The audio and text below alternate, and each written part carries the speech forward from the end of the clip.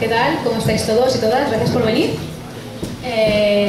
Bueno, yo soy Celia Novis y soy, bueno, ella es María Ferrera.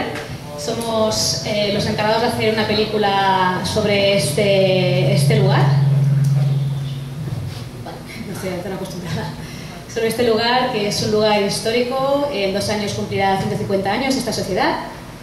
Y bueno, tampoco os queremos meter mucho rollo porque os queremos mostrar un tráiler que hemos hecho y que creo que pues, resume mucho mejor lo que estamos intentando documentar, que es la historia de la sociedad y la importancia que tuvo en este barrio, que fue, bueno, fue el corazón de Little Spain. Yo no sé si sabéis que aquí hubo un Little Spain, pero bueno, pues hubo uno que ya desapareció hace 30 años más o menos, por varios factores que se explicará en la película. Y bueno, y si luego tenéis alguna duda, bueno, os hemos dejado, es cierto, un flyer encima de las... Algunos habéis sentado ya. No formaba parte de... Tenemos más por ahí, ¿no? No formaba parte de, digamos, del diseño de la silla. Y nada, ahí tenéis información, también tenéis nuestra web y por si queréis más información de la película o yo qué sé, o queréis ver algún trailer más. Tenemos 2 trailers, vamos a mostrar solo uno, pero tenemos 2 vídeos. Y bueno, más información y pues si queréis ayudarnos de alguna manera, pues también, pues ahí tenéis la manera. No sé si quieres añadir alguna cosa más, Manuel. Muchas gracias. Wow. Gracias a todos.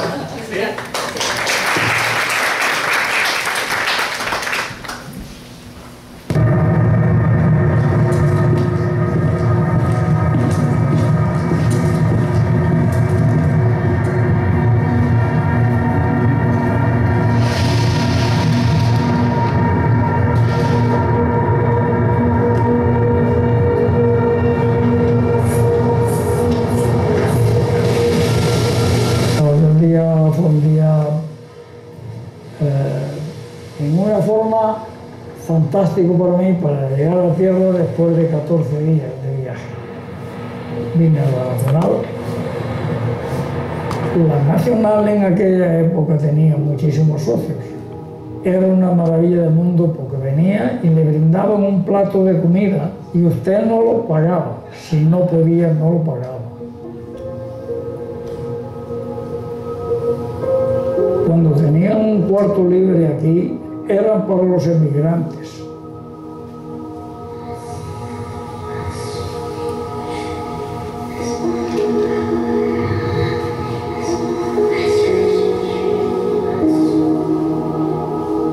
La 14 prácticamente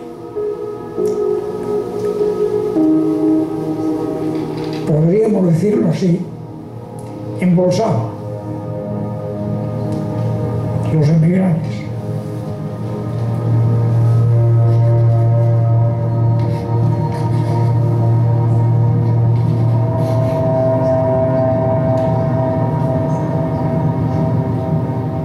I think it was 71, the first blackout.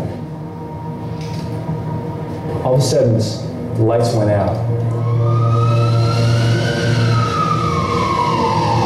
And I could hear a crash of glass, like a sea of glass breaking. I said, oh my God. I walked and ran down 14th Street. There was no lights, no traffic lights. They were breaking windows and storefronts all over the place. And there was all those Spaniards that lived in the neighborhood on the block, defending the block. The other stores were crashed into, but not on the block. 14th Street between 7th and 8th was totally saved. So that's how strong the community was. I mean, that was amazing.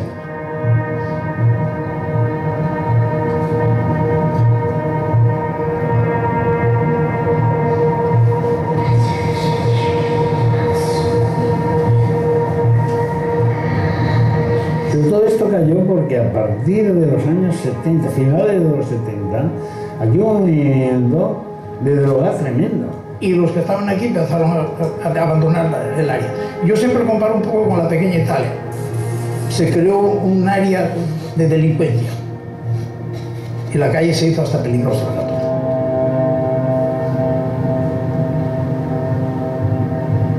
Las cosas que se oían eran para dar miedo. vendía droga a diario, había palizas, había, yo creo que asesinatos. La pequeña España murió por culpa de esto.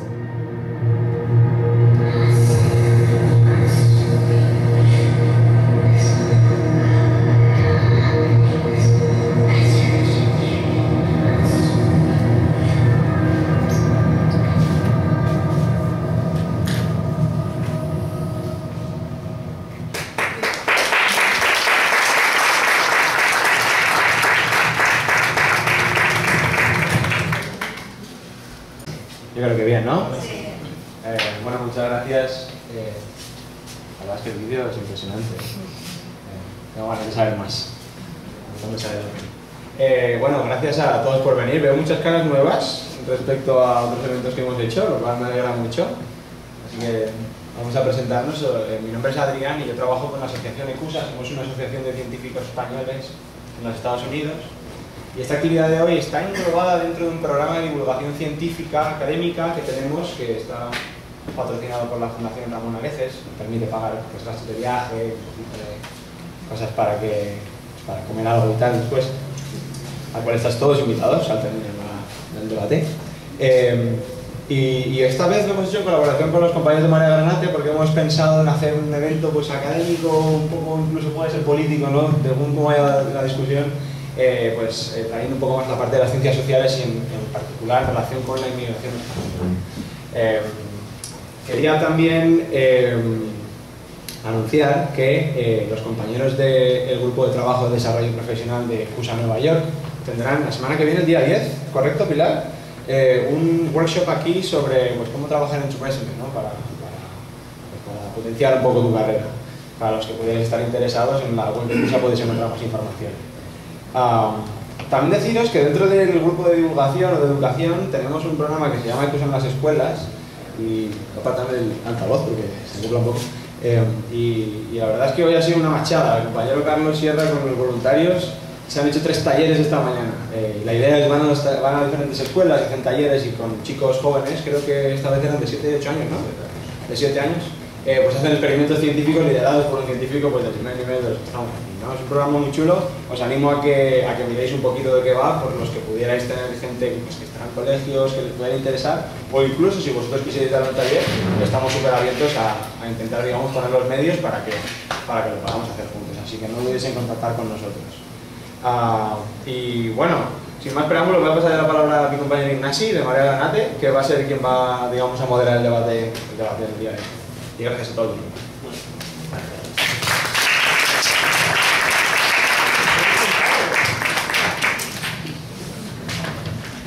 Buenas tardes, noches, aquí. De entrada, pues agradecimientos a los compañeros de ECUSA, los compañeros que habéis ayudado tanto en organizar esto, la Mirada Nacional por poner el sitio y la Fundación Areces, que entiendo que es quien paga las pizzas de después, ¿no? Bien, la razón por la que hoy hemos sumado energías para el evento es precisamente porque la inmigración, que es algo que saldrá de debate seguro, tiene o debería ser abordado desde diferentes puntos de vista. En concreto, en la mesa hoy pues, tendremos 4 puntos de vista diferentes, en teoría yo desde la literatura y desde los estudios más documentales, trabajo temas de cine.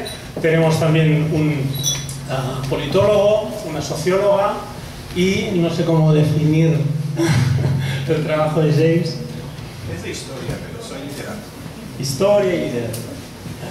Bien, eso me parece que es fundamental porque la inmigración es más allá de estadísticas, las cuales no evitaremos hoy, las veremos. Es también una cuestión que atañe a los cuerpos, atañe a las personas y a las experiencias. Creo que es importante por eso entender el evento de hoy más que como una mesa redonda, casi como un espacio compartido de experiencias y de espacio para desmitificar una serie de mitos y tópicos que hay sobre el aspecto de la inmigración, ¿no? Española y en general. Voy a leer una cosa así como breve. La inmigración para mí se trata de hablar de todos nosotros y nosotros, sin excepción, porque hoy en día ser ciudadano del mundo es ser al mismo tiempo un potencial emigrante y por lo tanto inmigrante. En un mundo cada vez más globalizado, a la vez que no menos bélico, el fantasma del racismo aparece como respuesta a la condición dudosa, desestabilizadora, incluso amenazante del inmigrante. No hay nadie a salvo de esta condición, por mucho que, al menos de momento, el amigo Trump no nos haya incluido en el pack de inmigrantes indeseables. No hay razones objetivas, al fin y al cabo, para que cada vez que hacemos las colas en los servicios de inmigración no nos sintamos más cercanos al drama, por ejemplo, actual del Mediterráneo. Como ciudadanos españoles de Estados Unidos podemos considerarnos emigrantes voluntarios, inmigrantes cualificados, concepto que seguro que también pondremos en duda o al menos la discutiremos, pero no podemos dejar de prestar atención a la historia y también a la geografía. Me gustaría que salieran con cuantas más experiencias mejor para entender una condición tan antigua, por otro lado, como la humanidad misma. Ser emigrante, que significa al fin y al cabo devenir inmigrante. Después del rollo, vamos a pasar a las estadísticas. Quería hacer un breve, intentaré que sea breve, introducción histórica sobre los procesos migratorios en los últimos 2 siglos, desde España. Tenemos claramente una primera etapa que comprende fundamentalmente desde el 1830 hasta el 1929, que es el año de la Gran Recesión.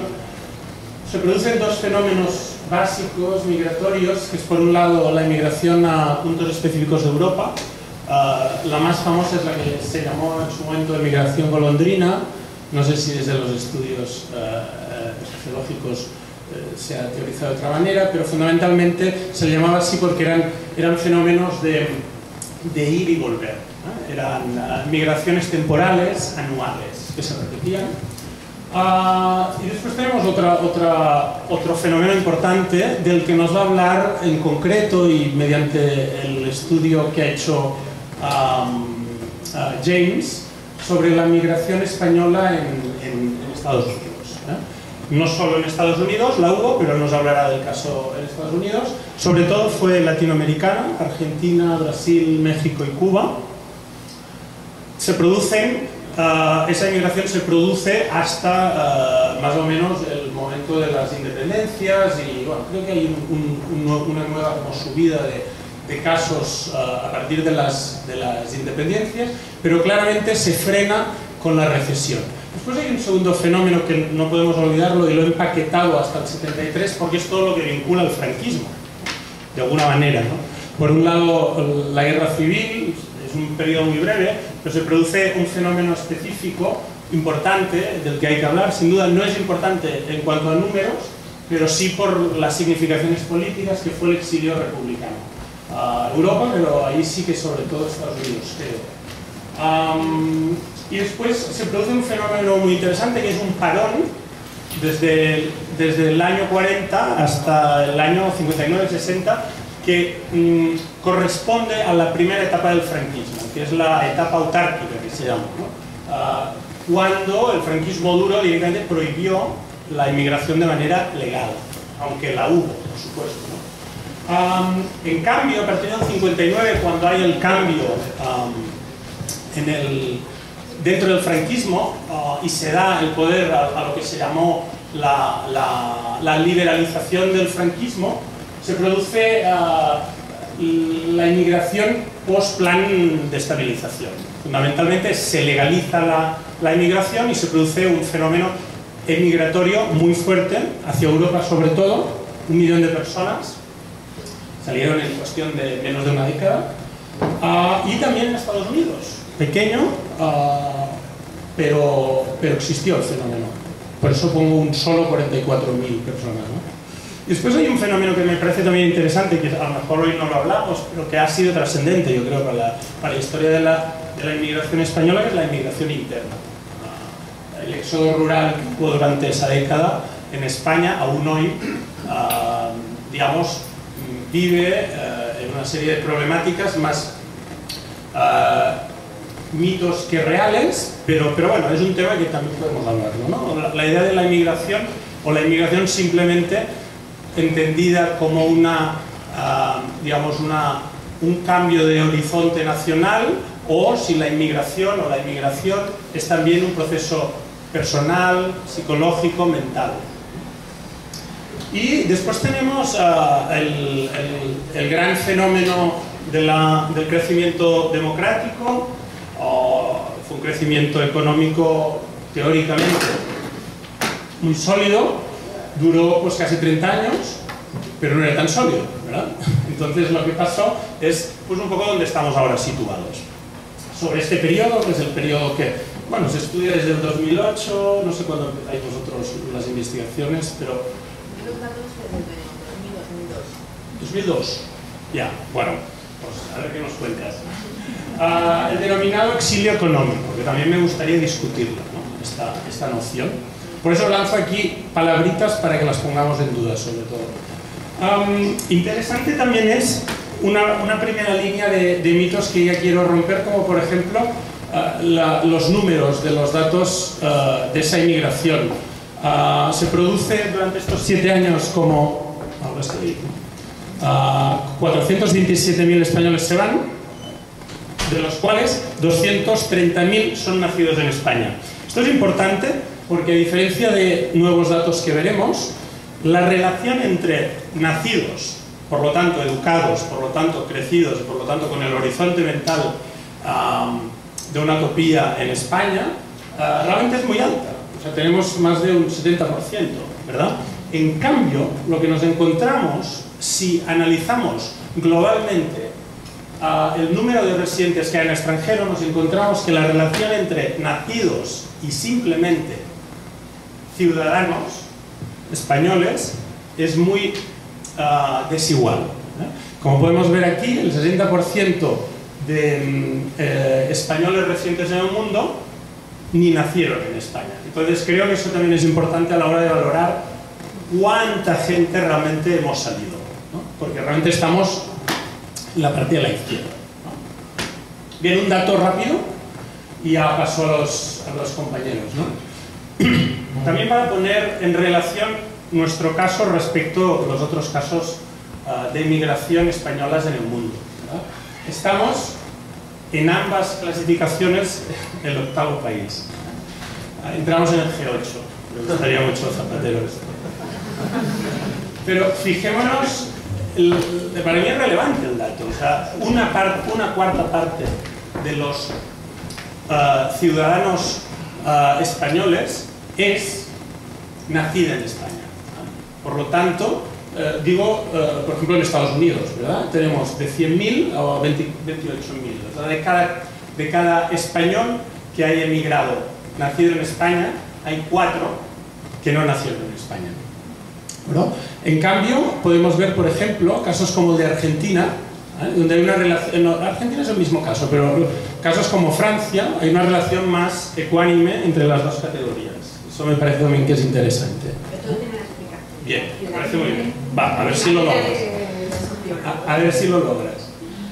Bien, también me gustaría abrir un último tema del que nos hablará más Javier en la tercera exposición, que es el tema de realmente cómo, digamos, ejercemos nuestra agencia como emigrantes, ¿vale? Creo que es importante. Evidentemente el Estado no lo pone fácil, pero no lo pone fácil en España y no lo pone fácil en otros países. Pero hay que seguir luchando. Como podemos ver aquí, gracias a unas estadísticas que han preparado los compañeros de María Granatic en Nueva York, es una página web a la que podéis acceder y donde hay datos muy interesantes y se os darán todos los consejos necesarios para volver a la tortura que se nos viene encima, que son las elecciones de junio. Bueno, pues a ver hasta qué punto podemos aumentar las cifras. Como podemos ver, hay dos gráficos que son terribles. Tenemos, no sé si leéis bien allí, pero tenemos un total de 1.482.000, etcétera, casi 1,5 millones de censados fuera de España, digamos, el CERA. Del 2011, hablamos, o sea, son las anteriores, ¿de acuerdo? Y solo consiguieron votar, o solo votaron, esa es la gran cuestión, 73.000. En las elecciones generales. Esto en términos de representación numérica, lo cual me parece súper interesante, el tanto por ciento de gente que votó del CER, ¿vale? O sea, españoles, entiendo que es los españoles globalmente, ¿verdad? Es un 69%, o sea, de cada 10 españoles pudieron votar 7. En cambio, el tanto por ciento de gente que votó inscrita en el CERA, ¿verdad? Es un 4,95%. De cada 20 inscritos fuera de España, votó 1. ¿Verdad? Ya para acabar, no es nada partidista, lo ha explicado El País, lo ha explicado Confidencial, lo ha explicado El Mundo, gracias a la insistencia de muchos de nosotros de explicar, y sobre todo vosotros y vosotras, de explicar los casos de la injusticia. Y aquí tenemos un dato, ¿no?, que hay que tener en cuenta para entender que hay países que no lo están haciendo igual. Italia vota un 32% de la gente que está fuera, ¿verdad? Siempre tenemos bueno, no sé si el dato positivo de que Portugal está aún peor que nosotros, ¿no? Pero bueno, hay que tener en cuenta que Italia y Francia están votando el 30 y el 20%. Si vais a la página web, que es del Confidencial, ahí los 3 datos son muy interesantes. Esto es la relación entre voto y censado, pero también es muy interesante los tantos por ciento y los números absolutos de censados y de votos en el extranjero. Lo cual creo que es importante también para ponernos en relación a otros, no tener una mirada unidireccional hacia nuestra propia realidad. Y bueno, después de esto me gustaría dar paso a la primera presentación. Mira, James, te doy el...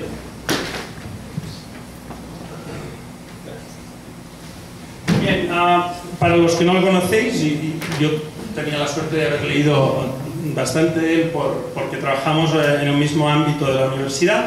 James Fernández es profesor de literatura y cultura españolas en la Universidad de Nueva York, New York University. También fue director inaugural del Centro Rey Juan Carlos I de España. Es un centro adjunto a NYU del 95 al 2007, ¿correcto? Y es autor de libros como Brevísima relación de la construcción de España y otros ensayos transatlánticos, y sobre todo yo diría que un libro que es un poco de lo que nos va a hablar hoy en la presentación de imágenes, que es Invisible Immigrants, Spaniards in the US, es del 68 al 45, ¿verdad? O sea, casi 80 años. Casi 80 años. Sería esa primera etapa del fenómeno migratorio del que hemos hablado antes. Así que nada, te cedo la palabra. Muchas gracias. Y apago mi micro. Encantado de estar aquí y junto con ese hermoso tráiler de Celia y Manel, dar una nota histórica, ¿no? Esta discusión sobre la migración. Llevo 10 años estudiando un pequeño episodio de la historia compartida entre España y Estados Unidos, que es la historia de los inmigrantes españoles en este país. Es un episodio muy poco conocido. Estamos hablando de decenas de miles de españoles que en estos años acaban en Estados Unidos.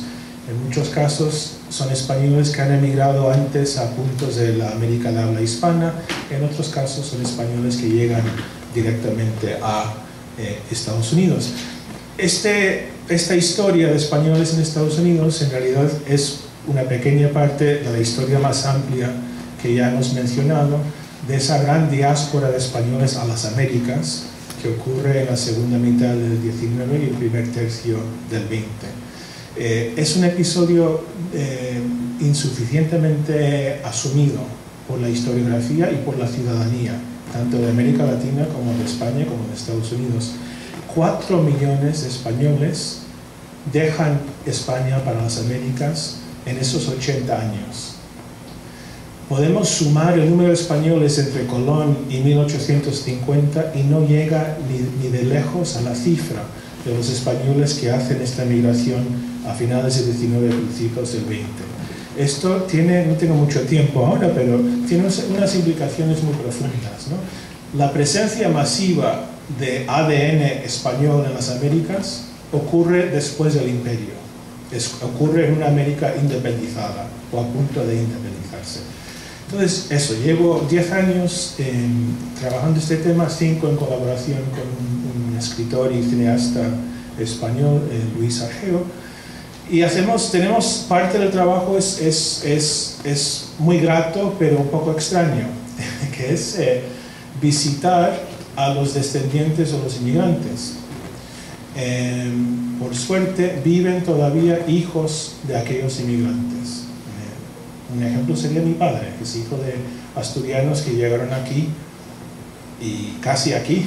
Yo he estado aquí en bodas y en fiestas, en esta sala, hace 50 años, porque mis abuelos asturianos llegaron a Nueva York a principios del siglo XX. Pues de la edad de mi padre, gente con 90 y 80 y largos años, hijos de inmigrantes de esta oleada, que conservan con mucho cariño los documentos familiares. Pues Luis y yo llevamos 5 años viajando por todo el país, digitalizando archivos familiares, fotos y documentos, para reconstruir un poco esta historia desde las fuentes familiares. Como estoy entre... ¿Esto cómo se hace? Hace un par de años nos dimos cuenta de que teníamos archivo ya de, creo que en aquel entonces eran 6.000 imágenes, ¿no?, escaneadas, algunas maravillosas, y decidimos hacer un libro de fotos, principalmente con las mejores fotos o las fotos más emblemáticas de este proceso, y sacamos el libro Invisible Immigrants, ¿no?, con estas fechas que luego podríamos comentar, pero son fechas importantes, ¿no? Este es el mapa que aparece en el libro, que es el mapa de los enclaves españoles donde hemos hecho trabajo de campo. De nuevo, no tengo mucho tiempo, pero os puedo adelantar que más o menos cada punto en este mapa va asociado a un producto o un sector industrial. Entonces, si hay españoles en Tampa, Florida, se debe al tabaco. Si hay españoles en Nevada, se debe a la lana y al pastoreo de ovejas, y son principalmente vascos. Si hay españoles en Hawái y en California, es principalmente por el azúcar, plantaciones de azúcar. El acero y el zinc en el cinturón industrial, en fin, cada punto tiene una historia que en el fondo es una historia laboral, ¿no?, de gente, españoles buscando oportunidades en distintos sectores económicos. Para hacer el libro, tomamos estos 6.000 imágenes y como hablo a científicos, es casi como si cada foto fuera un dato, un punto de información. E intentamos, ahora sí como humanistas, de ese mar de datos, de esas 6.000 imágenes, intentar sacar, ¿no?, un perfil, ¿no? Intentamos armar un pequeño relato que no correspondiera a la vida de ningún inmigrante en particular, pero que de alguna manera diera cuenta del arco narrativo, arco vital del inmigrante medio de esta oleada, ¿no? Y es lo que hemos hecho, ¿no?, a base de fotos. Y nos dimos cuenta de que esa historia, que es la historia que quiero compartir hoy con vosotros, inventamos un micro relato de 6 frases. Cada frase da pie a un capítulo del libro, y es esta, ¿no? En un momento de gran convulsión entre millones de otros europeos, ellos, los españoles, apenas eran una gota en el océano. Segundo capítulo, llegaron y se extendieron por todo el país en busca de oportunidades. Tercer capítulo, juntos rieron y lloraron, juntos vivieron y amaron. Cuarto, se organizaron. Quinto, se movilizaron para apoyar una causa que no triunfó. Y 6, y aquí se quedaron, ¿no? Entonces el libro está montado en capítulos, en cada capítulo siguiendo o ilustrando una frase de este micro relato, ¿no? El primer capítulo, Adiós, Goodbye, son las fotos que las familias conservan de los que se quedaron atrás. Es todo un género, ¿no? La foto son casi como trofeos que los inmigrantes trajeron de su tierra, ¿no?, de su casa, ¿no? Y hay muchas fotos de la víspera de partida. El inmigrante, la semana antes de embarcar, pues iba al estudio fotográfico para retratarse, ¿no? Hay fotos de las casas que dejaron atrás, esto en Alicante, en Casas del Señor. Este señor vivió aquí al lado, no sé si Max está aquí con nosotros, pero este señor está aquí en La Coruña, a punto de salir para Cuba, y de Cuba llegó aquí. Es un cartel reclutando inmigrantes españoles para ir a cortar caña de azúcar en Hawái. Es una foto, es increíble. A la izquierda un hombre en el uniforme del ejército español, porque luchó en Cuba con el ejército español, volvió a España, a San Roque, a Cádiz, y a los 10 años volvió a emigrar con su familia, esta vez a Hawái. El mismo señor, Juan Alarcón. Una familia asturiana a punto de emigrar todos juntos a San Luis, Missouri. En enero hemos estado con la prole de esta gente, que ya son centenares de españoles, sin exagerar, sí. El segundo capítulo, básicamente el trabajo, ¿no? Que hay muchas fotos de trabajo. Nos dimos cuenta de que hay trabajos poco fotogénicos, que en realidad muchos trabajaban en las salas de máquina de los barcos, no hay fotos, en las minas, en la construcción del subterráneo, de eso no hay fotos. En cambio, hay muchas fotos del pequeño comerciante, del que tenía una tienda. Estos son tabaqueros solteros en una pensión de Tampa, gallegos recién llegados con el puente de Manhattan al fondo. Todas estas son fotos inéditas en álbumes familiares, en algunos casos a punto de desaparecer. Porque si bien decía antes que los hijos cuidan las fotos, los nietos menos, y los bisnietos pues casi nos los regalan a veces, ¿no? Pero mira, qué foto más chula, ¿no? Esto muy cerca de aquí, el Hotel Hialeah de Valentín Aguirre, que era una especie de agente no oficial de la colonia vasca y española. El mismo hombre que vimos antes en Coruña, a punto de salir para Cuba, llegó aquí, y esta es la tienda a 2 puertas de aquí, a la calle 14. Tienda de ultramarinos en Tampa, fábrica de zinc en West Virginia, hotel vasco en San Francisco, poco antes del terremoto. Se perdió ese hotel en el año 1906. Fascinante. Niños españoles, jornaleros, se ven las tiendas de campaña en California, en el Valle Central de California, haciendo lo que hacen hoy sus primos mexicanos. California, las uvas de la ira, pero son andaluces. Españoles en un entierro de un accidente laboral de un compañero español en Monterrey, California. El tercer capítulo, la sociabilidad, el ocio, cómo pasaba en el tiempo, que es el capítulo más extenso porque lo pasaban, a pesar de todo, como españoles. Días en la playa.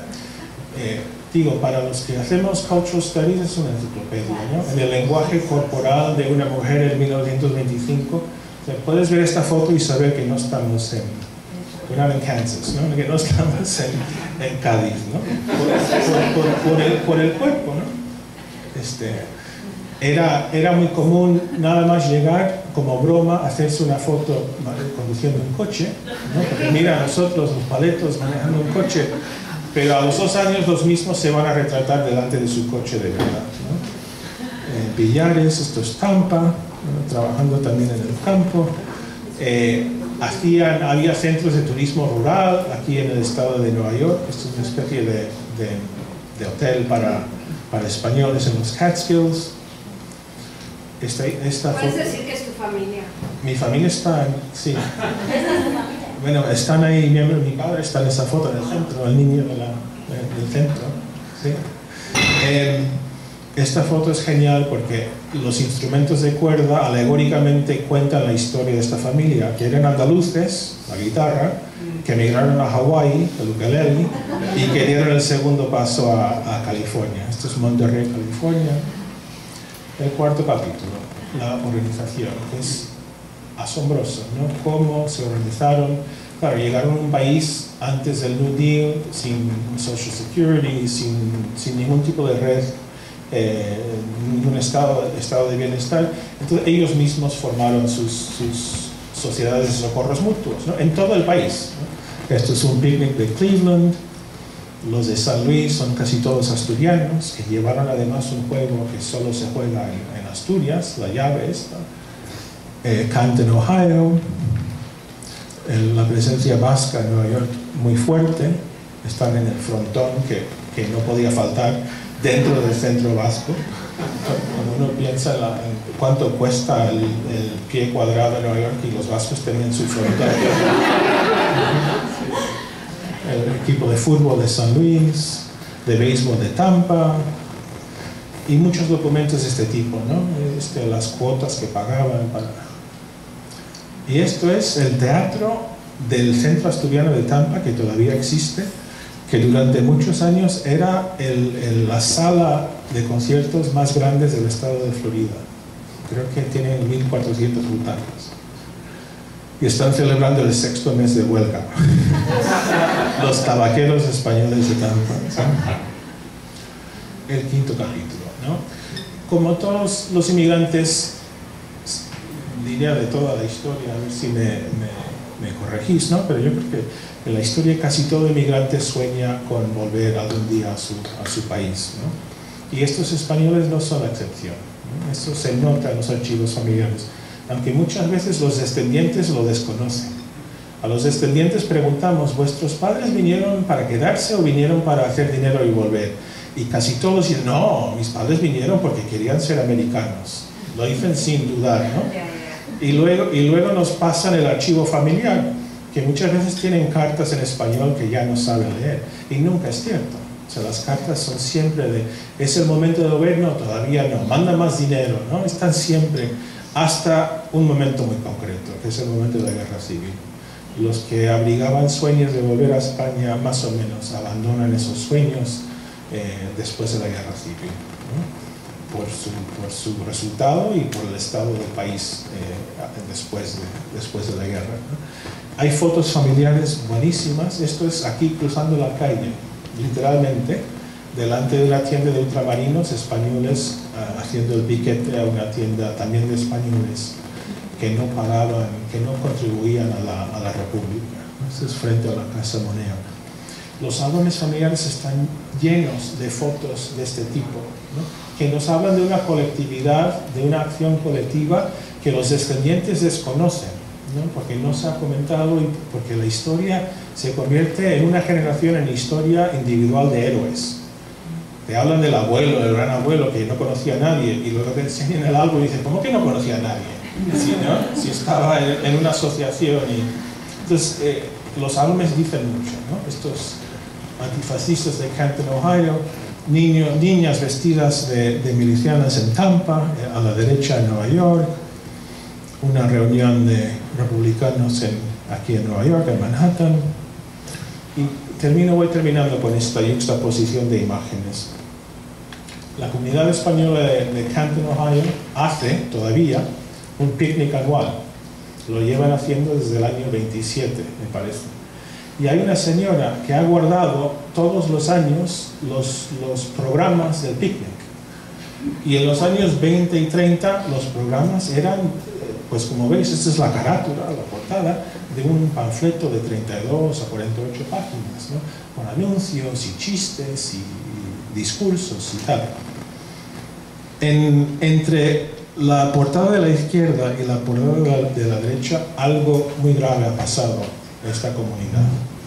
Yo creo que no hay manera más gráfica de demostrar lo que quiero demostrar, ¿no? Una colonia que se expresaba en español y que tenía la mirada puesta en ese país al que hay que volver algún día, ¿no? En escasos 9 años es una colonia, pues no tengo que decir nada, es otra cosa, ¿no? Y el cambio al inglés es solo la punta del iceberg, ¿no? Hay un cambio ahí de autoimagen y de proyecto del futuro brutal, ¿no? Y tiene que ver con esa imposibilidad de volver, ¿no? Y el último capítulo, la asimilación, ¿no? Estas imágenes, ¿no? De estas familias que están entre un lugar y otro, las generaciones te van diciendo quién pertenece a qué, ¿no? Son fotos muy potentes, ¿no? Otra foto alegórica, ¿no? De la señora de Valladolid que no ha estado nunca en una playa, que no está nada a gusto. Su hija nacida en la zona del Canal de Panamá, un poco más a gusto, y luego la hija ya netamente americana. Este es su hijo La casa de piedra que vimos al principio, en Casas del Señor Alicante, su madre nació en esa casa. Y ahora aparece James Dean. Esta es su madre, que se hizo ciudadana en 1940. Llegó a Hawái en 1911 y se hizo ciudadana en el 40. Y cuando le preguntamos al hijo, ¿tu madre vino a quedarse? No, vino a hacerse americano. Entonces, ¿por qué esperó 30 años? No sabéis la cantidad de certificados de estos que encontramos con las fechas 39, 40, 41. Porque ese momento de reconocimiento de que no hay vuelta. Una escuela para secretarias. Hay fotos de este hombre con castañuelas y aquí está con su batería. Y aquí la familia esa de Asturias antes de partir, y aquí en San Luis 40 años después. En San Luis en enero conocimos al bebé, que es el único que vive todavía de todas las figuras de esta foto, y tiene, como digo, casi 90 años. Pues muchas gracias.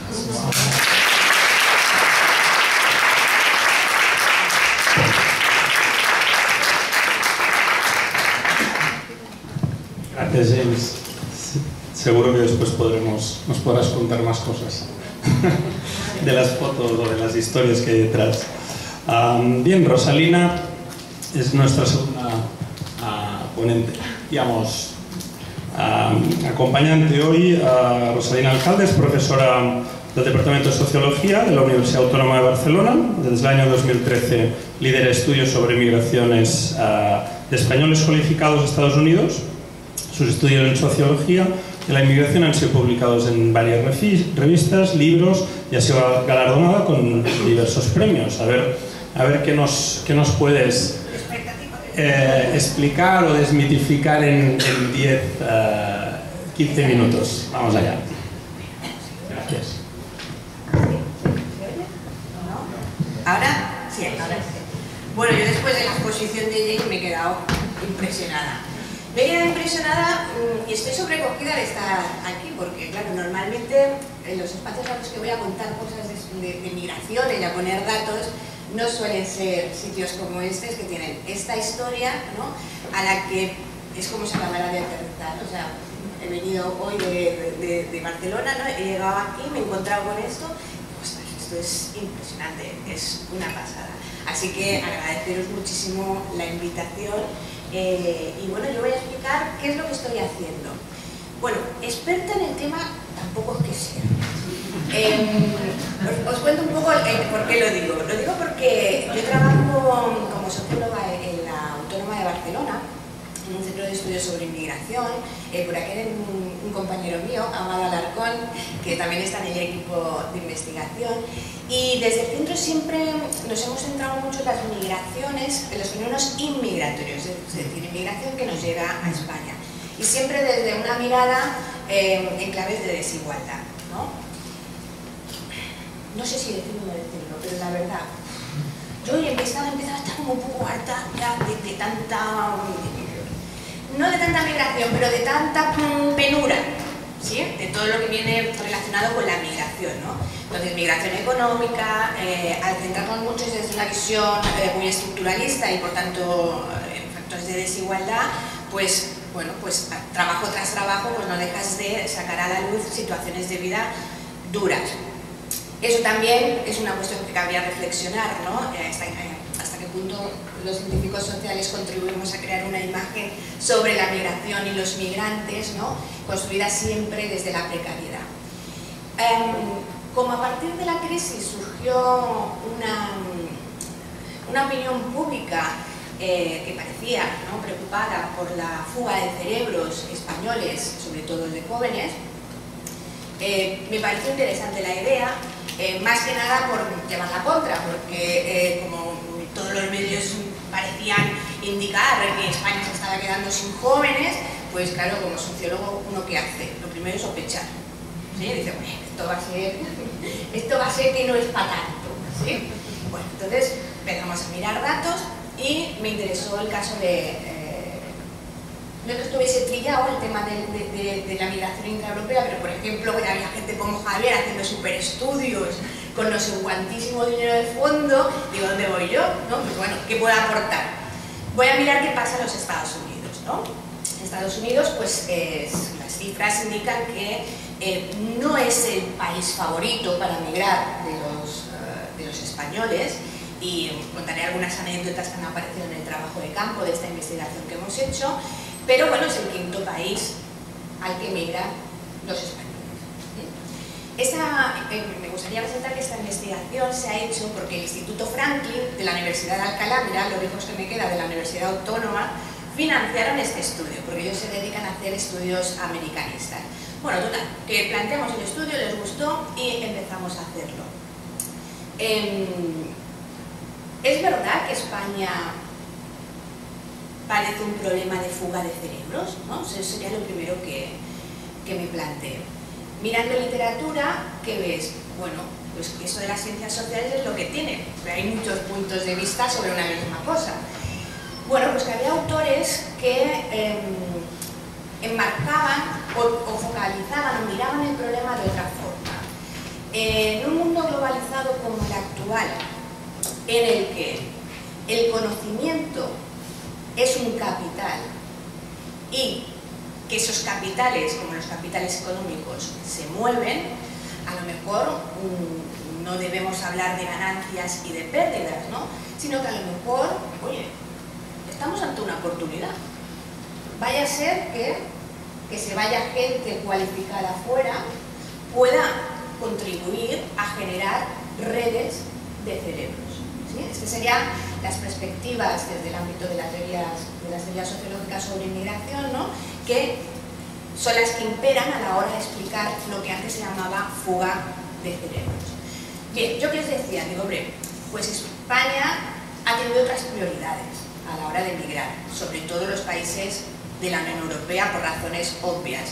Primero, por los lazos históricos, las migraciones históricas previas, es decir, no es casual que nos vayamos a Gran Bretaña, a Suiza, a Francia y a Alemania. Hay también una red ya hecha, que yo ahora cuando comentaba los casos James, ¿no? Que hay aquí, digo, hostias, aquí hay un temazo de estudio de redes, ¿no? De ver qué redes se mantienen, ¿no? Entre estas familias y España. Bien, entonces la idea fue enfocarlo así. Oye, a ver si estamos ante una oportunidad, ¿no? Y la opinión pública se está centrando en venderlo como una pérdida, ¿vale? Y si es una pérdida, pues a lo mejor le podemos dar la vuelta, ¿vale? Y plantearlo de tal manera que pueda ser una ganancia. Yo había preparado un PowerPoint, pero creo que voy a pasar un poco de... porque, ¿sabéis qué pasa? Que como lo había hecho de tal manera que le daba un sitio y me llegaba a la otra diapositiva, yo creo que con esto no va a funcionar. Pero bueno, lo haré así a grosso modo. Vale. Veo porque ahora, por ejemplo, la gráfica de aquí no nos sale. ¿Ves? Para abajo. ¿Vale? Exacto, las interacciones. Bueno, os lo explico de lo que me acuerde. Bueno, ¿cuántos españoles hay viviendo en el extranjero? ¿No? Tú antes comentabas, hostia, si es que aquí hay un descarte, ¿no? No encajan las cifras. Bueno, no encajan las cifras porque es difícil saber cuántos somos, ¿no? Y quiénes somos. ¿Qué quiero decir con esto? Quiero decir que las bases de datos españolas dan una cifra sesgada por diferentes causas, y cuando vienes a mirar las bases de datos americanas, como por ejemplo el Census, vas y te encuentras con una categoría que se llama España. Y este es un tema que también daría mucho para hablar sobre cuestiones de identidad, etcétera, ¿no? España. Bueno, como aquí en principio la lógica es que cada uno se adscribe a un grupo étnico, ¿sí? Pues ahí entra de todo, ¿no? Entrarían estas terceras generaciones, por ejemplo. Entonces, desde la clave de la inmigración, la categoría España nos dice poco. Vamos a ver si consigo que salga alguno. A ver. Bueno, claro, me la salta. Bueno, never mind. A ver. ¿Qué pasa? Espera. Sí, bueno, vamos bien. Bueno, por eso yo os decía, bueno, quiénes somos y cómo... Bueno, esto va a ser follón, ¿eh? Espera, este eres tú. Espera. Atrás.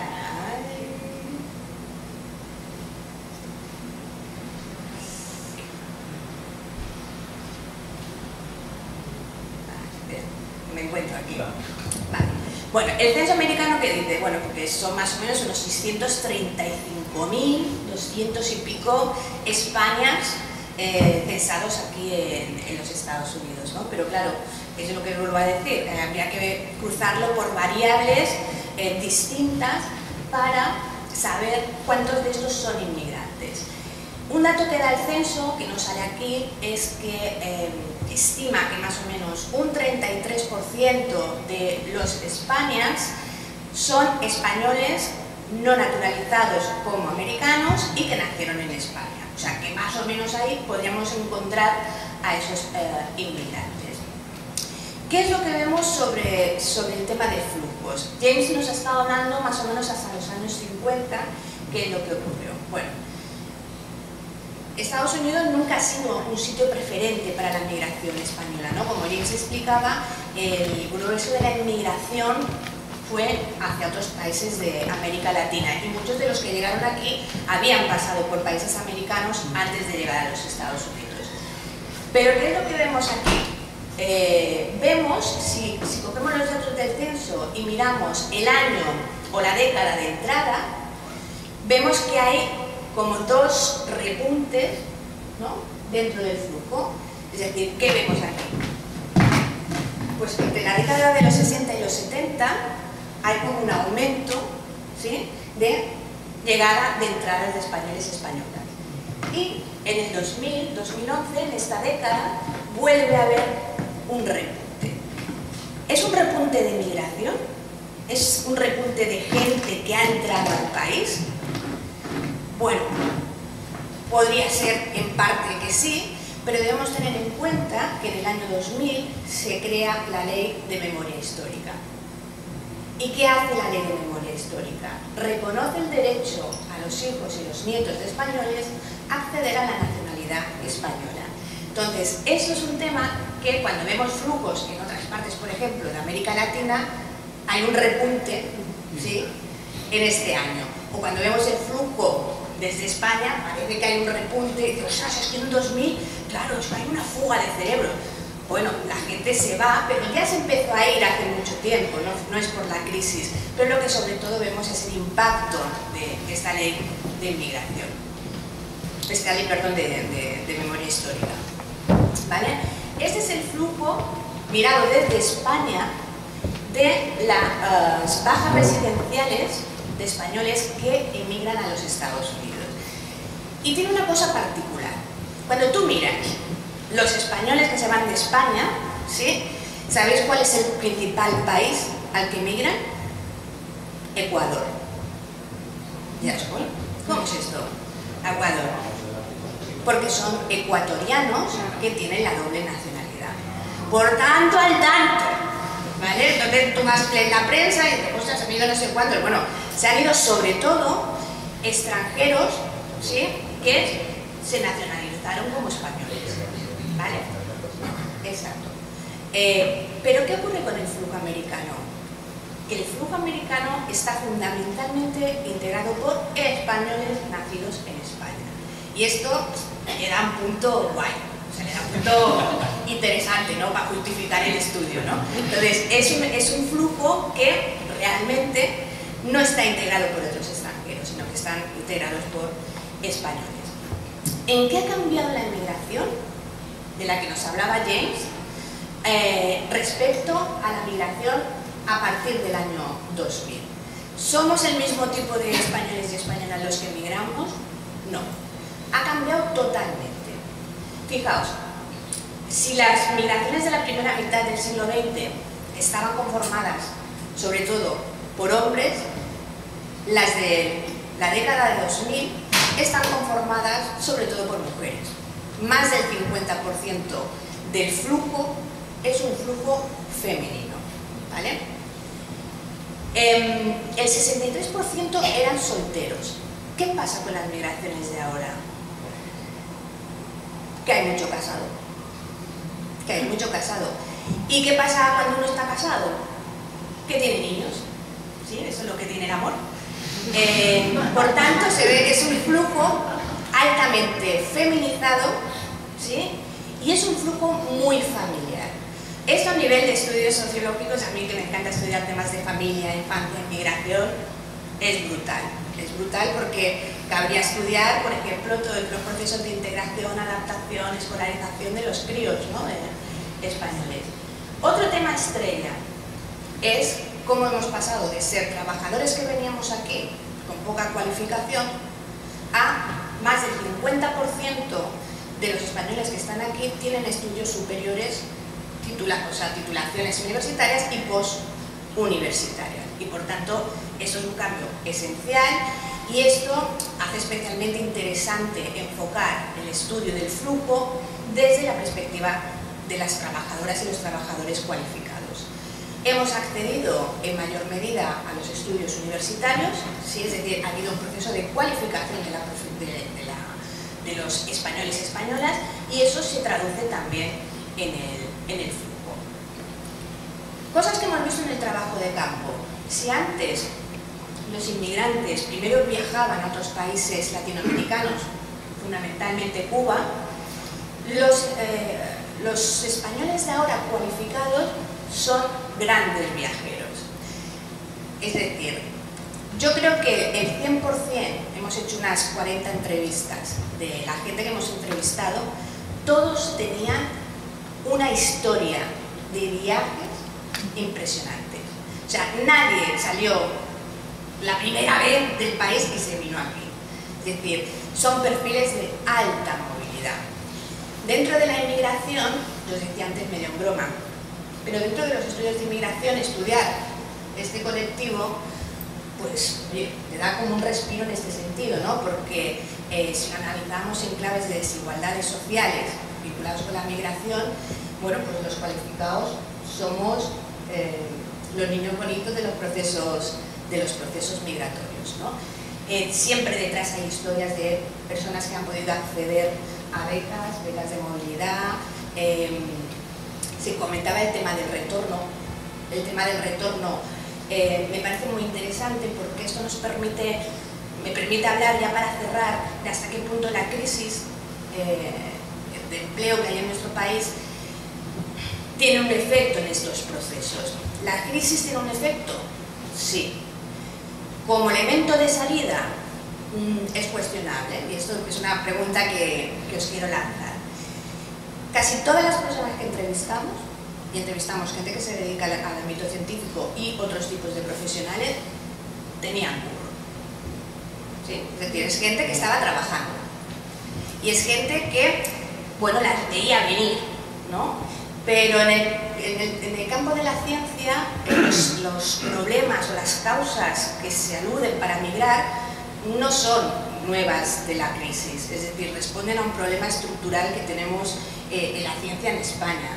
Y en el caso de los profesionales, os digo, la gran mayoría estaban trabajando, tenían trabajos estables y por tanto la crisis no es un factor de expulsión. Es decir, no emigro para buscar trabajo, migro para mejorar, para hacer carrera, etcétera, etcétera.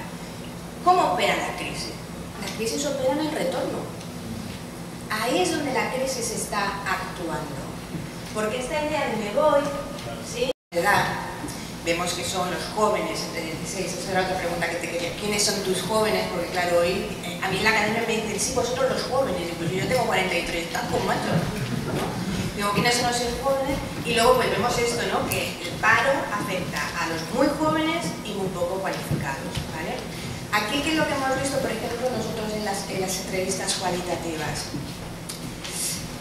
Que en el campo, por ejemplo, de la gente que nos dedicamos a la ciencia, es lo que antes os comentaba, es un mal endémico, quiere decir que se puede haber visto agraviado por la crisis porque se ha reducido el presupuesto de investigación, sí, pero es que tampoco teníamos estructura, ¿entendéis? Entonces mucha gente se ha venido aquí sobre todo para formarse. La facilidad relativa para encontrar un trabajo en el campo de la ciencia aquí es pasmosa. O sea, nosotros hemos encontrado casos en el trabajo en campo que sus prioridades eran ir a investigar a universidades europeas y dadas las facilidades que les han puesto las universidades americanas, pues se han venido para acá. Por eso yo les decía, no era la primera opción, ¿no? Pero no estaría yo muy de acuerdo que es como un exceso, ¿no? Quizás el campo de la ciencia es un poco más específico. No sé vosotros en el estudio que... Bueno, entonces, para ser rápido, prometido.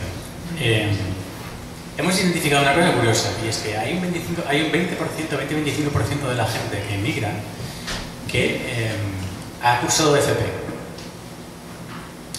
Y esto es uno de los motivos también por los que queremos hacer, por los que ha surgido esto del proyecto europeo, ¿no? Ver cuál es esa formación profesional, teniendo una formación profesional, ¿por qué la necesidad de querer emigrar? Es decir, o no hay una respuesta, no hay una oferta laboral, o simplemente es una cuestión de querer progresar o querer perfeccionar esa formación en el extranjero. Es decir, que hay una parte también de challenge, de reto de irse al extranjero y de probar otras experiencias en ese sentido.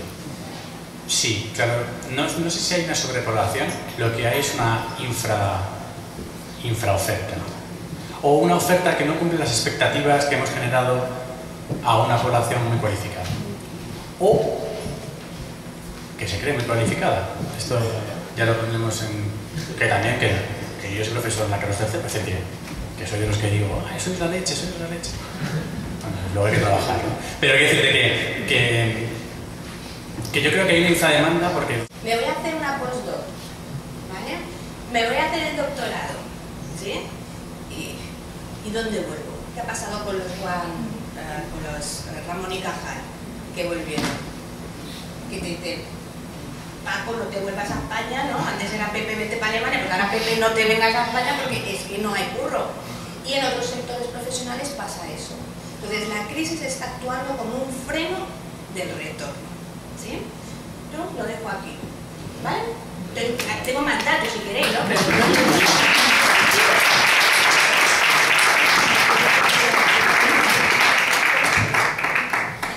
Gracias, Rosalina. Yo quería saber, antes de dar paso a Javier, el tercer punto de la derecha, Rosalina. Poca disponibilidad para trabajar. Explícame eso. Bueno, se me ha olvidado deciros. No, porque la mayoría de la gente que viene ya con trabajo. O viene ya con trabajo o son parejas. Has hecho bien en preguntarlo porque podría dar una falsa imagen, ¿eh? O vienen con sus parejas que no son personas activas, es decir, porque no están buscando activamente empleo. Pero todos los casos de que nosotros entrevistamos, todos vinieron con la oferta de trabajo, todos habían hecho la entrevista, ya tenían la posición, es decir, de los 40 que entrevistamos, nadie vino a buscarse la vida así a la bárbara, ¿vale? Luego, igualmente, otro tema es que la flexibilidad del mercado laboral aquí, claro, Estados Unidos es uno de los principales países captadores de cerebros. Entonces es muy importante entender que hemos hablado de los factores de expulsión, de por qué quieren emigrar los cualificados españoles, pero hay que preguntarse por qué los Estados Unidos quieren profesionales cualificados españoles, ¿vale? Y esto, si luego queréis, os doy la respuesta. Gracias, Rosalía. Bueno, tercer compañero hoy es Javier Lorenzo Rodríguez, que nos hablará desde la ciencia política. Es profesor en el Departamento de Ciencia Política y Administración de la Universidad Carlos III en Madrid y estudia fundamentalmente las estrategias políticas en Internet y en redes sociales, su efecto en las sociedades occidentales, patrones de la participación política por Internet y en interacciones de los españoles inmigrantes en redes sociales, entre muchas otras cosas, ¿no? Entonces, a lo mejor, a ver qué nos ofreces, pero estaría bien, ¿no?, que nos vincularas un poco esos primeros datos que hemos planteado sobre votos, sobre la realidad actual del emigrante en relación a España, qué posibilidades de conexión hay. Adelante. Bueno, pues en primer lugar, muchísimas gracias. Estoy encantado de estar aquí, me parece un sitio fantástico, y compartir una tarde con todos vosotros y vosotras pues es una maravilla. Además vamos a pasar de lo más humanizado a lo más deshumanizado, que es la ciencia política y las instituciones y cómo las relaciones de poder nos empujan o no nos empujan a tomar la decisión de emigrar. Y como soy el último también, lo bueno es que como las pizzas están acabando de llegar y siempre me critican que hablo muy rápido, hoy tengo justificación para hablar rápido. Así que, como muchas de las cosas ya las han dicho antes, voy a ir muy rápido sobre el tema de las migraciones y me voy a centrar un poco más en el tema de las redes y en el tema del voto, sobre todo para que luego me hagáis todas las preguntas que queráis. El tema del voto es una cosa que he estudiado desde hace muchos años, prácticamente desde mis inicios. Empecé a estudiar esto de cómo las tecnologías podían afectar y mejorar la participación electoral y participación política. Ese fue un poco de los motivos por los que entré a investigar esto de la ciencia política, la vida académica, o sea que estaré encantado de debatir sobre este tema con más tranquilidad. Una reflexión inicial sobre la percepción o sobre cómo abordamos el tema de la inmigración, ¿no? El tema de la inmigración, la movilidad, como un fallo, como una oportunidad o como una normalización, ¿no? En el sentido, desde el punto de vista de las instituciones, muchas veces, incluso como han dicho antes, la propia opinión pública, los propios movimientos sociales, los propios partidos políticos intentan utilizar de una manera u otra, o en un sentido o en otro, el fenómeno de la migración y de la inmigración. Yo creo que algunos han apuntado antes, Rosalina creo que ha apuntado un poco, y James también, el fenómeno del fallo del sistema, ¿no? Hasta qué punto es un fallo del sistema, es un fallo de las instituciones que la gente, que los ciudadanos tengan la necesidad o sientan la necesidad de salir del país, ¿no? Sea una cuestión política o una cuestión económica. Pero también es una cuestión de oportunidad, en el sentido de buscar una oportunidad de profesionalizar, de mejorar, de crecer, una aventura personal, un enriquecimiento, ¿no? Y por tanto también, desde las sociedades democráticas avanzadas, es decir, cuando no tenemos una pulsión, una necesidad urgente por la supervivencia de salir de nuestro país, que es una cosa totalmente distinta, encontramos el flujo de la migración, un flujo migratorio, ¿no? Normalizamos un procedimiento en el que hay unas cuotas que salen y unas cuotas que entran, ¿no? Y es una cuestión de interpretación y de percepción de cómo trabajamos o de cómo abordamos el tema de la inmigración y de la inmigración. Por eso también hay un siguiente apartado que corre mucho por las teorías sociológicas, pero que también está desde las perspectivas en general de las redes sociales, que es esa cosmovisión o esta percepción de la ciudadanía cosmopolita, ¿no? Que es un apunte de Ulrich Beck, también de Pippa Norris y de otros autores que plantean una percepción mucho más global, ¿no? Siempre vemos el tema de la inmigración o de las inmigraciones desde el punto de vista de la soberanía del Estado, ¿no? Asociamos el Estado con la identidad nacional o con la pertenencia a una nación. Y muchas veces el Estado, hoy por hoy, en una sociedad cada vez más globalizada, cada vez está más desvirtuado, especialmente cuando venimos de la Unión Europea, ¿no? En el que hasta qué punto pertenecer a una comunidad perteneciente a la Unión Europea es abandonar o emigrar o no emigrar, cuando en realidad tenemos reconocido el derecho de la libertad de personas, la libre transporte de personas, la libre circulación de personas. Con lo cual es un poco, hay que dar una vuelta a esto de cómo nos consideramos, cómo nos sentimos y cómo nos reconocemos, y esto en parte tiene buena culpa en las instituciones, que no nos dicen muy bien quiénes somos y qué hacemos, ¿no? Esta es una estadística muy grosso modo de los últimos años, de los años de la crisis. Desde el año 2009, en el mundo, los nacidos en España, en el total son 1,5 millones, y en 2013 son 1.931.248 los que emigran, según el PERE, que es el Padrón de Españoles Residentes en el extranjero. En Europa, hemos pasado de 560.000 en 2009 a 656.000, y en América, en el total del continente americano, de 878.000 a 1.214.000. Y ahora, como todos han hablado antes de las diferencias de la ley de memoria, de cómo afecta la ley de memoria histórica y cómo hay cierta sobrerepresentación en esto del PERE de la población mayor de edad procedente de anteriores flujos migratorios, que muy bien ha explicado James, no voy a entrar en detalle, pero una de las principales dificultades que tenemos desde las instituciones y para elaborar políticas públicas que verdaderamente aborden o resuelvan determinados problemas, como por ejemplo el voto, es saber cuántos somos. Y este es uno de los principales problemas, que no tenemos un registro real tipificado, desglosado, detallado de las personas que están fuera, de las personas que están dentro, de los que son nacidos, de los que no son nacidos, pero están nacionalizados, porque hemos tenido diferentes flujos migratorios. Porque ahora, como bien ha explicado Rosalina, tenemos a nacionalizados por residencia que también computan en este mismo censo, y con lo cual hemos introducido 3 dimensiones dentro digamos, de los flujos de las migraciones. Y eso hace todavía más difícil dimensionar políticamente o dimensionar el diseño de las políticas públicas.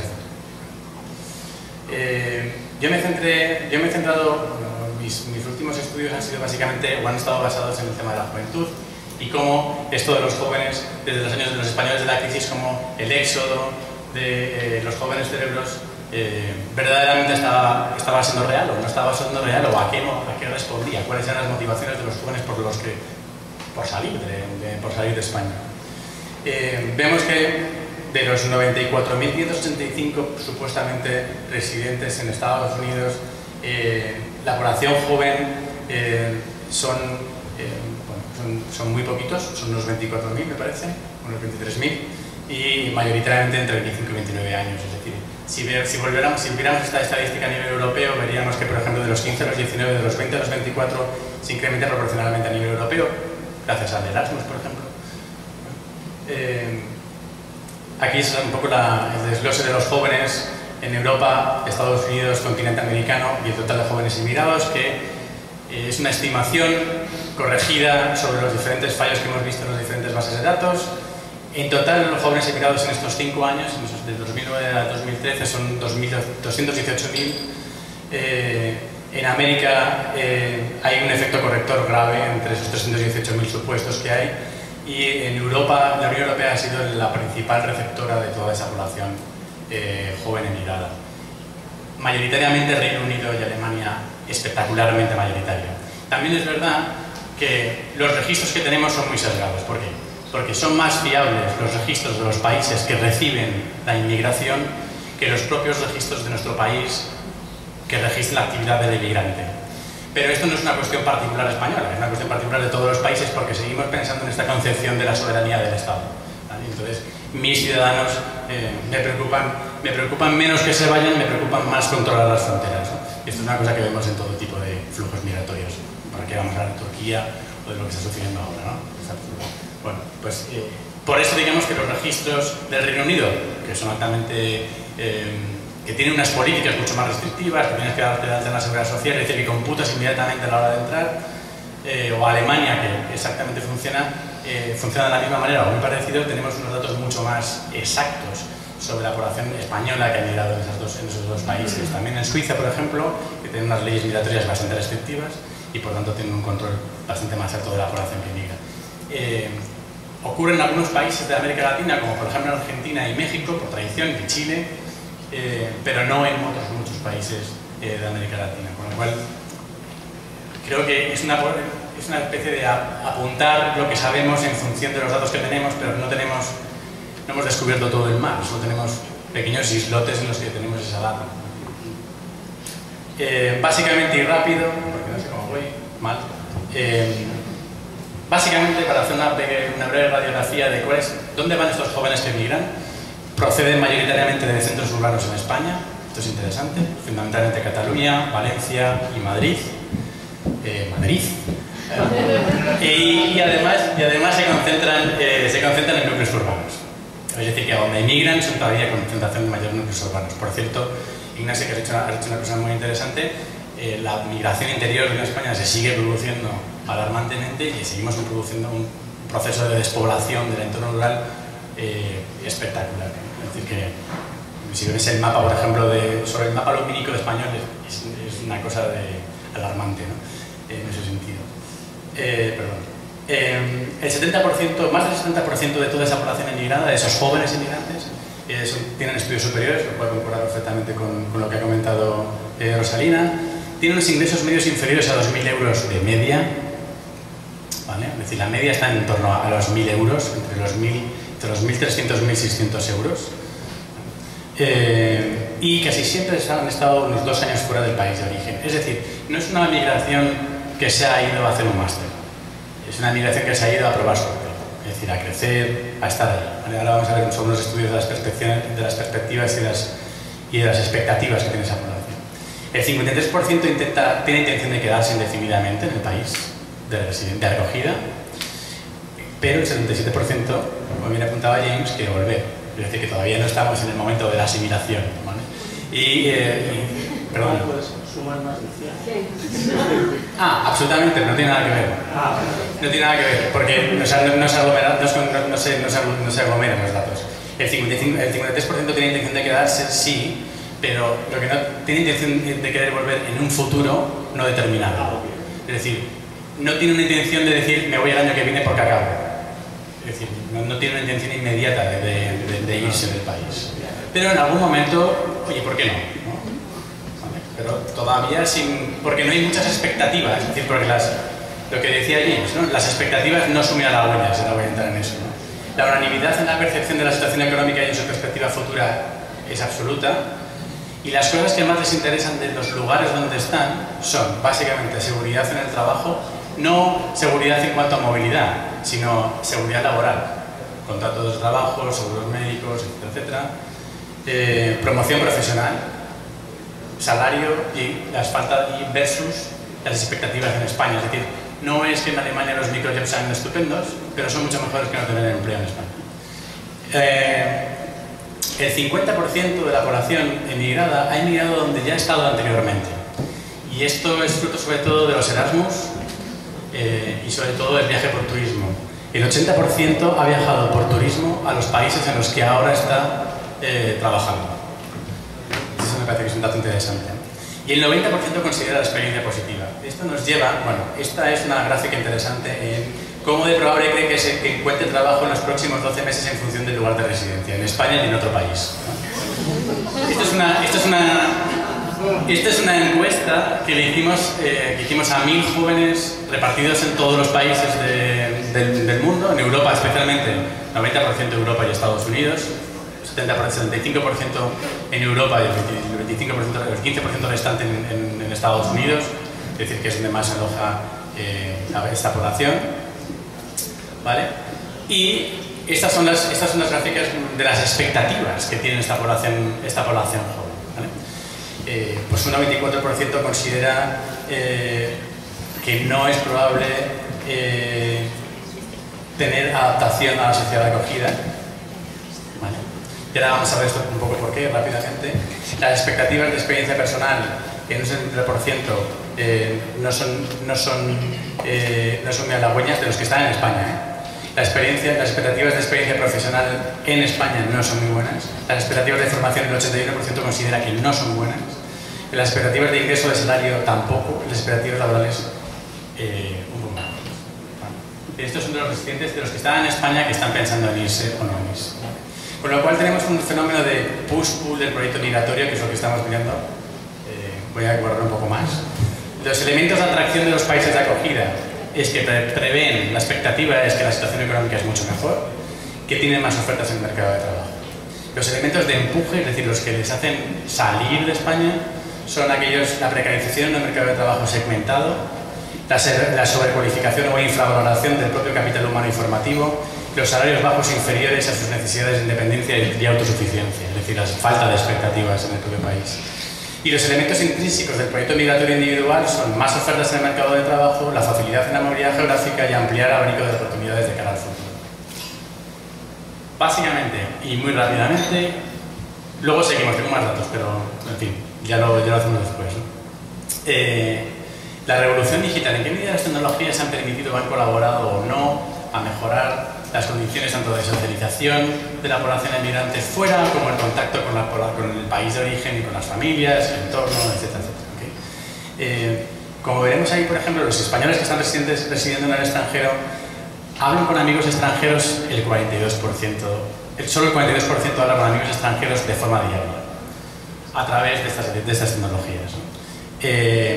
Sí se habla con la pareja en España en un 70%, aquellos que tengan pareja, imagino.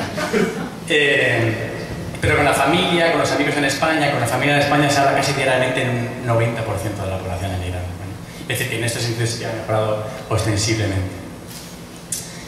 Vamos a entrar ya en el último punto, y es cómo gracias a las tecnologías nos permite mantenernos vinculados a los fenómenos políticos y sociales, en qué medida estamos preocupados por los problemas políticos y sociales en el país de origen, es decir, en España. Tengo más datos sobre qué ocurre al final, si siguen la misma información en los países de acogida o no, si mantienen otras relaciones con la población allí a través de las redes sociales. Es decir, tengo más información, pero quiero correr.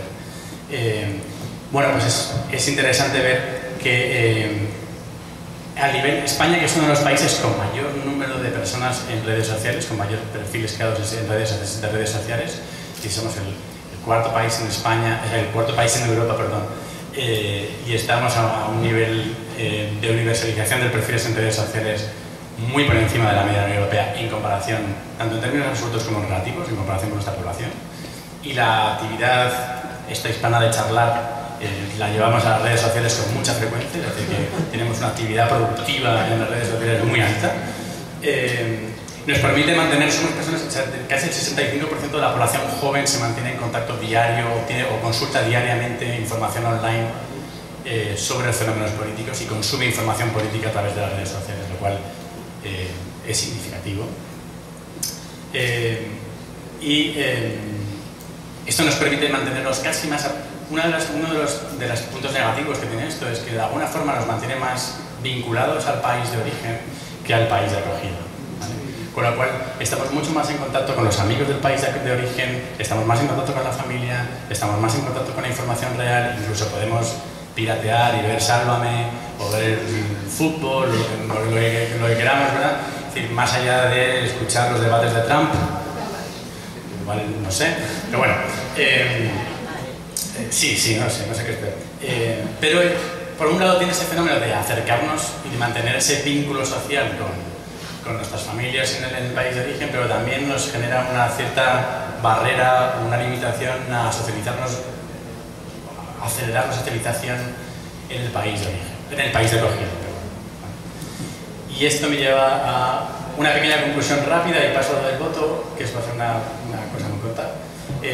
Básicamente las conclusiones de lo que nos lleva a este estudio y lo que nos ha llevado a hacer este proyecto, a llevar este macroproyecto europeo en el que estamos vinculados 15 países de la Unión Europea y vamos a hacer un panel sobre 8.000 personas, en fin, estas cosas locas, es que es una decisión individual, es que que conecta con el concepto de ciudadanía cosmopolita, es decir, la gente que ha viajado más, que conoce otros países, que está en el turismo, es la que decide moverse, que efectivamente identifica un fallo institucional, pero es un fallo institucional estructural y no puramente coyuntural de la crisis, que es un fallo en oportunidades laborales, en innovación, en emprendimiento, fallos formativos en cuanto a la oferta que ofrecemos nosotros desde las universidades, y por tanto es voluntario condicionado, digamos, a que determinadas condiciones institucionales invitan a hacerlo. Y por último, en cuanto al derecho al voto de los residentes en el extranjero, efectivamente voy a hacer 4 cosas. Ignacia ha dicho que ha dado los datos y creo que con esos datos ha dado en el clavo, no tengo nada que decir, hablan por sí solos. La diferencia de esto es, esto de votar es un derecho fundamental. Y es un derecho fundamental que ya sé que esto es muy fácil decirlo, pero es que supuestamente las instituciones tienen que velar porque ese derecho se pueda cumplir y hacerlo partícipe al mayor nivel y con la mayor facilidad a todos los sujetos de ese derecho. Y hay que proveer herramientas para ello, y las TICs las tecnologías de la información y de la comunicación nos dan un abanico enorme de herramientas para poder facilitar el procedimiento. En experiencias en el marco comparado, es decir, si miramos cómo están en otros países, tenemos de todo. España es uno de los países punteros en el acceso a gobierno, aunque nos parezca mentira, pero somos un país puntero. En desarrollo del gobierno electrónico, de administración electrónica, de poder hacer tramitaciones, podemos pagar la declaración de renta mucho mejor que aquí, que el TurboTax, ya sé que es un rollo. Es decir, digamos que hay mecanismos mucho más fáciles, hay administración, tenemos el certificado digital, tenemos el DNI digital, es decir, tenemos muchísimas cosas que podrían facilitar enormemente este procedimiento, y además tenemos una cuestión automatizada que no en muchos países tienen, que es el censo. Nuestro censo es automático, o el censo para los españoles, o sea, para los residentes en España. Una vez que cumples la mayoría de edad, automáticamente se entras en un censo y lo único que tienes que hacer es corregir si te has cambiado de domicilio o hay algo que esté equivocado, pero ellos automáticamente la institución electoral te admite ese proceso. Cosa que en la mayoría de los países, incluso en la mayoría de las democracias avanzadas, esta, por ejemplo, no es así. Es decir, los residentes incluso en el país tienen que registrarse como votantes. Y en España por eso es tan contradictoria la ley del voto reglado, porque tenemos una administración electoral que agiliza casi como ninguna el sistema de registro electoral, y sin embargo a incorporar esto en el 2011 nos llama a buscar teorías conspiratorias, ¿no? Es decir, bueno, ¿cuál es el beneficio de esto? ¿Hay limitaciones institucionales? Sí, hay dos limitaciones institucionales fundamentales. Una es nuestras oficinas de acción en el exterior, que son del 2019. Y que no tiene mucho sentido, otra vez, en un marco de la Unión Europea en la que somos 27 países, 28 países de la Unión Europea, y que deberíamos compartir la oficina de acción en el exterior. Sería mucho más eficiente. Porque, no sé, en fin, las embajadas, no sé si habéis tenido acceso, no sé ya en qué trabajo aquí, lo siento, pero soy terriblemente crítico con el funcionamiento actual, contemporáneo de las embajadas, pero creo que habría que dar una pensada a la Oficina de Acción Exterior de Europa y ser mucho más eficiente y más efectivo en el trabajo y en los servicios que ofrecemos a nuestros residentes o a nuestros ciudadanos fuera de nuestras fronteras. Y hay una segunda limitación que es fundamental para incorporar algunas de estas tecnologías de la información y de la comunicación, de las que si queréis luego debatimos. Y es una mínima tontería en la Constitución, y es que las papeletas tienen que ser en papel. Esto es una gaita, porque todo lo demás es solucionable. He leído vuestra documentación, no hace falta irse tan lejos, no hace falta reformar la Constitución para casi nada. Y solo hay que cambiar la ley electoral, que es muy flexible, para como queremos.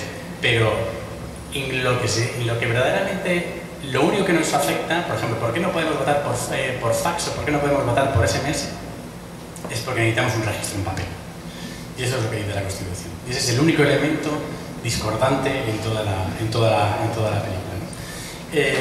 Estrategia electoral y en la limitación del derecho, pues probablemente, porque esto es un poco a respuesta a lo que decís vosotros de que hay determinada lectura o análisis de que algunos se podrían beneficiar o perjudicar del asunto. Claro, como tenemos unas instituciones que son fantásticas y que no han registrado correctamente a la población residente en el extranjero, no sabemos quiénes pueden votar. Se debe a esto. Porque ahora los ecuatorianos que masivamente han vuelto a Ecuador pueden votar. Y estos aquí nos interesan, nos benefician o no. Entonces de repente nos hemos encontrado en una reacción puramente de país autoritario, y esto es políticamente incorrecto, pero es verdad.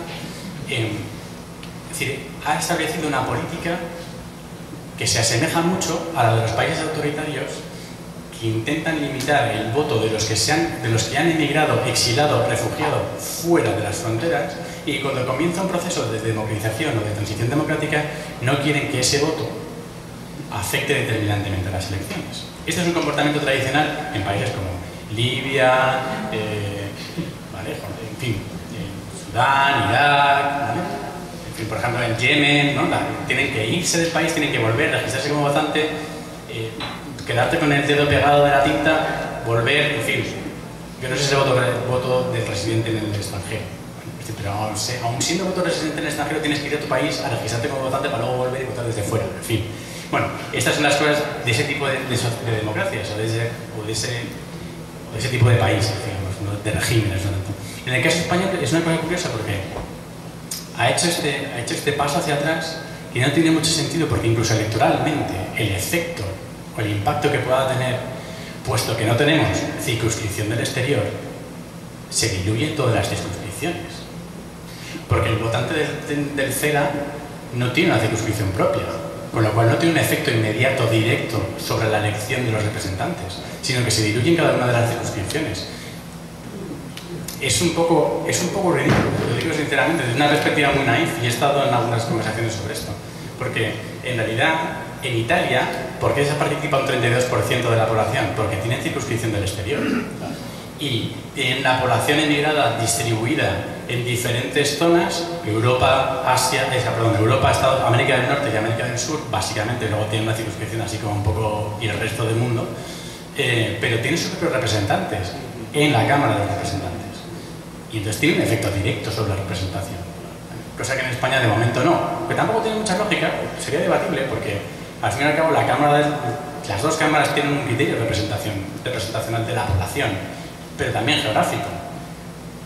Tendría todo el sentido que si nuestra circunscripción o nuestra unidad geográfica es la circunscripción de la provincia, hubiera una circunscripción que sea la provincia en el exterior. Como por ejemplo ocurre en Estados Unidos, que tiene la circunscripción overseas.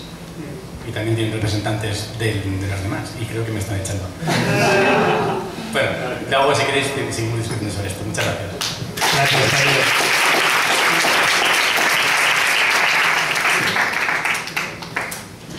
Gracias, la verdad es que hay miles de cosas.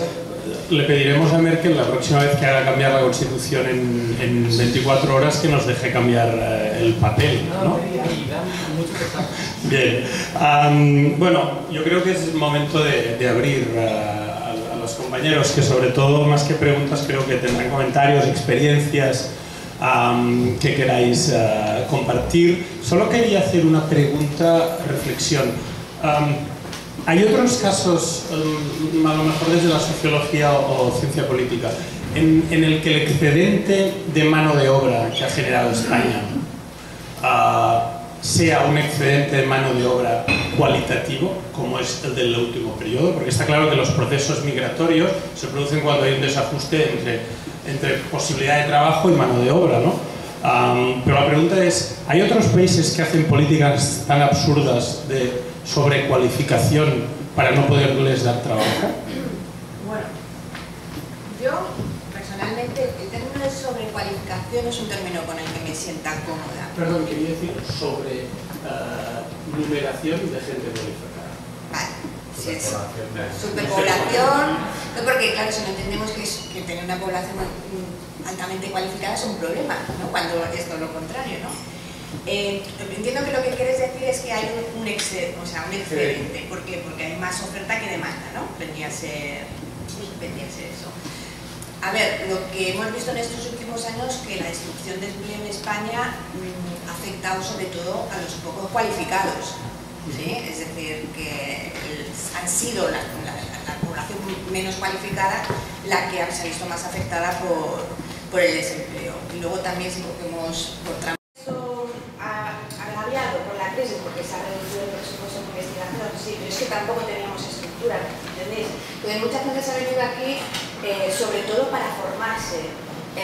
La facilidad relativa para encontrar un trabajo en el campo de la ciencia aquí es pasmosa. O sea, nosotros hemos encontrado casos en el trabajo de campo que sus prioridades eran investigar a universidades europeas, y dadas las facilidades que les han puesto las universidades americanas, pues se han venido para acá. Por eso yo decía, no era la primera opción, ¿no? Pero no estaría yo muy de acuerdo que es como un exceso, ¿no? Quizás el campo de la ciencia es un poco más específico, no sé vosotros en el estudio que... Bueno, pues, para ser rápido, hemos identificado una cosa curiosa, y es que hay un 20-25% de la gente que emigra que ha cursado DCP. Y esto es uno de los motivos también por los que queremos hacer, por los que ha surgido esto del proyecto europeo, ¿no? Ver cuál es esa formación profesional, teniendo una formación profesional, ¿por qué la necesidad de querer emigrar? Es decir, o no hay una respuesta, no hay una oferta laboral, o simplemente es una cuestión de querer progresar o querer perfeccionar esa formación en el extranjero. Es decir, que hay una parte también de challenge, de reto de irse al extranjero y de probar otras experiencias en ese sentido. Sí, claro, no sé si hay una sobrepoblación, lo que hay es una infraoferta, ¿no? O una oferta que no cumple las expectativas que hemos generado a una población muy cualificada. O que se cree muy cualificada. Esto ya lo tenemos que también, que yo soy profesor en la carrera de CFE, que soy de los que digo, eso es la leche, eso es la leche. Bueno, luego hay que trabajar, ¿no? Pero hay que decirte que yo creo que hay una infrademanda porque el sector, o sea, he tenido la oportunidad de físicos y gente que hace otras cosas más interesantes que las ciencias sociales y entonces en el mercado de las tecnologías, en el mercado de telecomunicaciones, he tenido la oportunidad de trabajar mucho con ellos. Y una de las mayores críticas es que no es satisfactorio el trabajo, es que el trabajo no tiene ningún tipo de incentivo profesional. Entonces, probablemente es una cuestión de las empresas. Es decir, si tenemos empresas que lo que les piden nuestros tecnólogos o los ingenieros de telecomunicación es desarrollar un producto que te viene dado en un manual de Alemania, pues el ingeniero de telecomunicación prefieres Alemania y hacer el manual. Es decir, prefieres estar en el centro del desarrollo científico. Y luego otra cosa que a nosotros nos aparece en el trabajo cualitativo. No se trata tanto de que no haya trabajo, sino que no hay un trabajo, como decía Javier, que responda a las expectativas de cuáles son las condiciones con las que puedo trabajar, investigar y cuál es el salario que voy a percibir. Entonces, el freno no es tanto a la hora del retorno, no voy a volver porque no voy a encontrar trabajo, sino que el tema es no voy a encontrar un trabajo como el que tengo aquí, ¿vale? Es decir, entonces la cuestión de la sobrecualificación, el desencaje entre oferta y demanda, a lo mejor no es tanto un desencaje de oferta y demanda, sino de condiciones laborales y de condiciones para producir conocimiento científico, ¿no? ¿Quién se anima? ¿Preguntas, comentarios? Uy.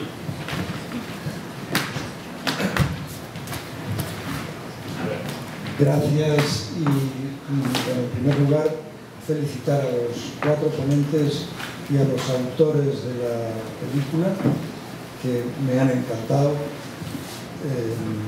las ponencias y el tráiler. Yo creo que siempre, ¿se oye? Creo que siempre ha salido el famoso tema del retorno, lo hizo James y todos vosotros. Yo estoy de acuerdo, siempre lo digo como mi experiencia de un inmigrante temporal en este país, retornado a España, reemigrado a Bélgica y ahora con deseos de volver. Siempre surge. Me ha gustado también lo que ha dicho Rosalina de que la crisis actúa ahora precisamente en el retorno y Javier, que ha mencionado el que hay un fallo estructural y ese fallo estructural está ahí desde hace muchísimo tiempo y sencillamente las distintas crisis lo que hacen es que aumentan el ciclo. Yo viví las dificultades del retorno en el año 80, cuando realmente la prioridad era política y la economía era algo como de segunda división, ¿no? Bueno, he cogido el micrófono no solamente para esto, sino porque yo estoy en ese 5% que es capaz de votar, pero además es que lo hago sin ninguna dificultad y desde hace muchos años. A mí, y voto en una circunscripción española, voto en Huelva, de donde soy natural, y donde estoy inscrito en el censo de residentes ausentes, de españoles residentes ausentes.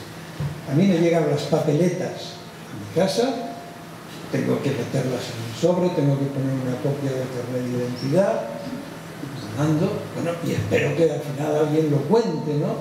Que sería lo mínimo que se puede esperar. Pero que alguien me lo explique, o sea, ¿por qué solamente ese 5%? Yo no he hecho nada, no he ido, y si lo he hecho, ha sido hace muchos años, registrarme en el consulado en Bruselas, pero no he hecho ninguna otra cosa. Bueno, con el olorcillo de la pizza yo creo que a lo mejor estar en Bélgica lo explica. No lo sé. No habrá cambiado de dirección durante hace muchos años. Por ejemplo, también es un factor que puede explicar eso. No he cambiado. Ahí voy, si uno cambia de dirección, tiene que ir al consulado de nuevo, cambiar de dirección no es necesariamente sencillo. Bueno, lo habría hecho. Actualizarse el censo, eso tarda unos meses, no es inmediato. Hay detalles, los compañeros por aquí les van a explicar. Bueno. ¿Qué más? Sí, ya se te oye, ¿no? Ven, ven. Bueno, a ver, que tengo la voz ya. En primer lugar, estoy muy agradecido porque como como americano, expresidente de España durante muchos años y neoyorquino por nacimiento y casado con una extremeña de la época que cae en Nueva York. Esta charla me parece estupendo. Ahora mi pregunta tiene como dos partes. La primera es que, como he visto en el tráiler, el tema del final de la comunidad española aquí en este barrio se explicó como un tema de los años 70, de lo que pasaba en la ciudad, de los movimientos criminales y todo eso, pero me gustaría saber hasta qué punto se debe más bien a los cambios demográficos que se ha visto en más comunidades neoyorquinos, por ejemplo, como los italianos, que en Little Italy ya no queda ninguno nacido en Italia. Y es una cosa que me interesa. Segunda parte es que ahora que hay una nueva inmigración en Nueva York, el tema de las redes sociales, ¿cómo puede contribuir a una nueva comunidad ahora que estamos más alejados por varios, pero con Facebook, con Twitter, con WhatsApp podemos comunicarnos y reunirnos de manera que antes se podía hacer a través de las comunidades como esta, como las sociedades, como esta aquí. Así que, dos cosas. ¿Quién quiere responder? ¿No? Bueno, o Celia, yo diría que el trailer, que he tenido la suerte de hablar mucho con Celia del proyecto, ¿no? Y sé que la película, entre otras cosas, va a querer recoger no tanto el dato preciso histórico, sino el folclore, la explicación que dan los de aquí del fenómeno, ¿no? Y esa explicación de la desintegración de la colonia de aquí pues es muy simplista y, como has dicho muy bien, pues pasa en otros barrios donde no había delincuencia. Se disgregan estas colonias étnicas por factores muy grandes, ¿no? Primero, la conciencia de que no hay vuelta. Segundo, los programas públicos que hacen que un centro como este es un poco redundante cuando tiene seguro social. Luego, la llamada de la casa propia. O sea, los neoyorquinos, las comunidades étnicas de Manhattan, pues se van dispersando en estos años. La desaparición de esta colonia y de las demás colonias étnicas de Manhattan, ¿no? A asociaciones. Creo que el mundo, digamos, de las redes, no sé qué opinas tú, pero a la vez que puede llegar a ser aglutinador, también es dispersor, ¿no? En el sentido de que antes venías a la Nacional y solo había la Nacional, o los centros que James nos ha enseñado eran realmente núcleos súper aglutinadores, y hoy en día, pues bueno, están los científicos por un lado y los de Marea por el otro, ¿no? Y nos juntamos de vez en cuando, pero bueno, también hay grupos de Facebook, ¿no? Bueno, ahí he hecho una exploración a la pluma y hay como unos entre 25 y 30 grupos en Facebook de españoles de algo. La mayoría de ellos localizados geográficamente, sobre todo East Coast, West Coast y los grandes núcleos, Nueva York, San Francisco, Los Ángeles, Miami, un poco los grandes núcleos poblacionales, ¿no? Es decir, que al final un poco la conexión geográfica te termina juntando, ¿no? Y luego, por ejemplo, en Meetup hay bastantes grupos en Meetup, bastantes aficionados, y es curioso porque la referencia histórica sigue siendo fundamental.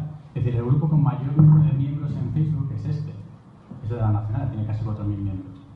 Es decir, que no está mal, ¿no? Es decir, que hay referentes que siguen funcionando, más allá de que la gente que lleva ahora Nacional pues lo está haciendo muy bien y tengo un gran community manager o alguien que lo hace muy bien, pero funciona, ¿no? Lo que sí que es verdad es que ahora nos juntamos más por actividades más que por afinidades. Entonces, oye, si te gustan las paellas y montas un grupo en Meetup sobre paellas, vas a ver cómo se te junta la gente, ¿no? Pero en ese hay una teoría más allá de que nos asociemos por ámbitos geográficos, o nos asociemos por afinidades culturales, de ocio, deportivas, lo que sea. Por cierto, que aquí hay bares donde puedes ver los partidos de fútbol de determinados equipos. Es la teoría de las 6 redes, ¿no? de los seis nodos, perdón, ¿no? Y entonces al final, al sexto contacto vuelves a repetir con alguien que conoces, ¿no? Entonces, y se completa. Entonces, si por ejemplo aquí hacemos un experimento con Necusa, probablemente hagamos y hacemos el experimento con los 6 contactos, conseguiremos a alguien que tendríamos por conocer, ¿no? Es que en ese sentido sí contribuye a expandir la red. Me gustaría añadir, que habéis dado, ¿no? Creo que uno de los factores también muy importantes por el cual este barrio ha perdido muchos españoles es que aquí en Nueva York el real estate es super expensive. Entonces, eso ha sido un factor realmente clave. Precisamente este fin de semana hemos perdido aquí en el barrio 2 entidades que han sido algo muy simbólico para este barrio, que igual no eran españolas, ¿no? Pero hay un supermercado aquí que ha estado durante muchísimos años y que ha sido muy fuerte pues perderlo.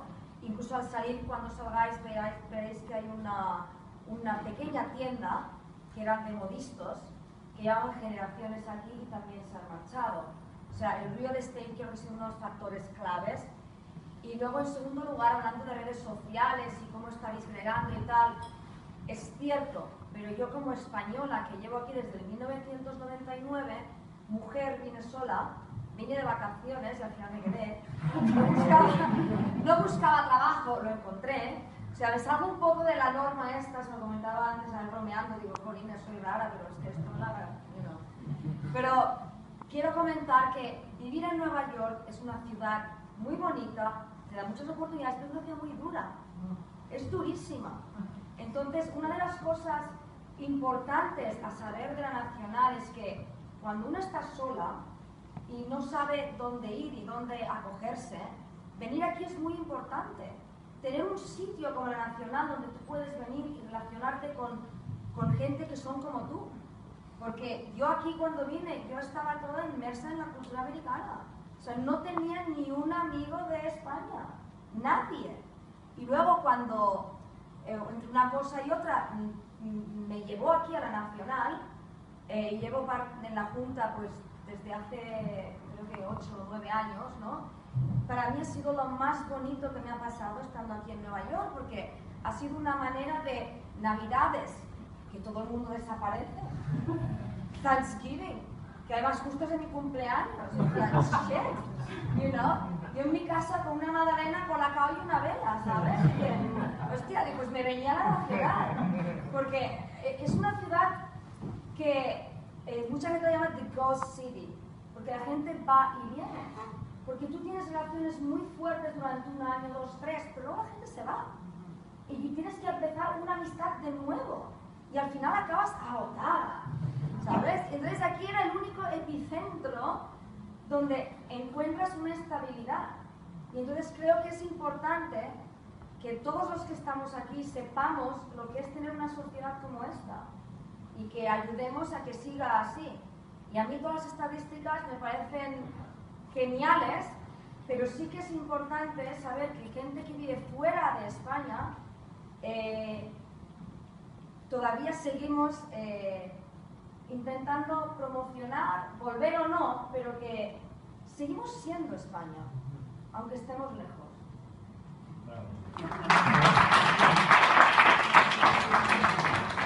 Una más que las pizzas.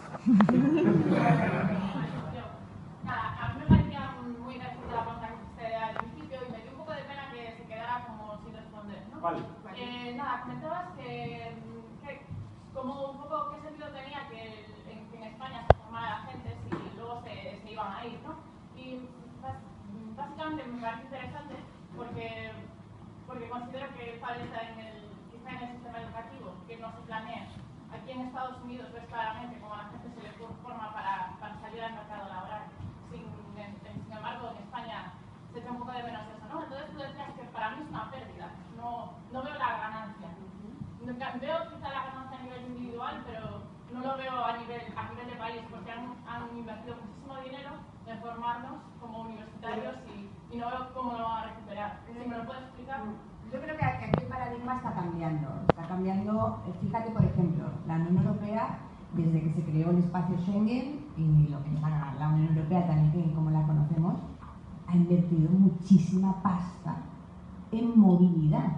Es decir, la Unión Europea tenía como uno de sus retos básicos fomentar la movilidad de trabajadores y fomentar la movilidad entre universidades. Hasta el día de hoy, que ya vamos a ver si lo hacemos bien, y hemos creado el Espacio Europeo de Educación Superior con todos los pros y contras que eso tiene, ¿no? Pero que permita una movilidad de personas cualificadas y de reconocimientos de titulaciones.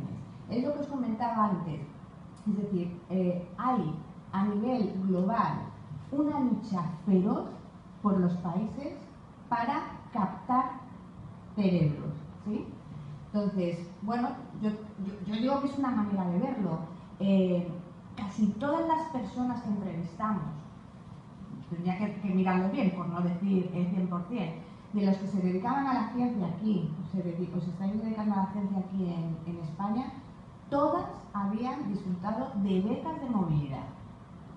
Es decir, es que hay un interés.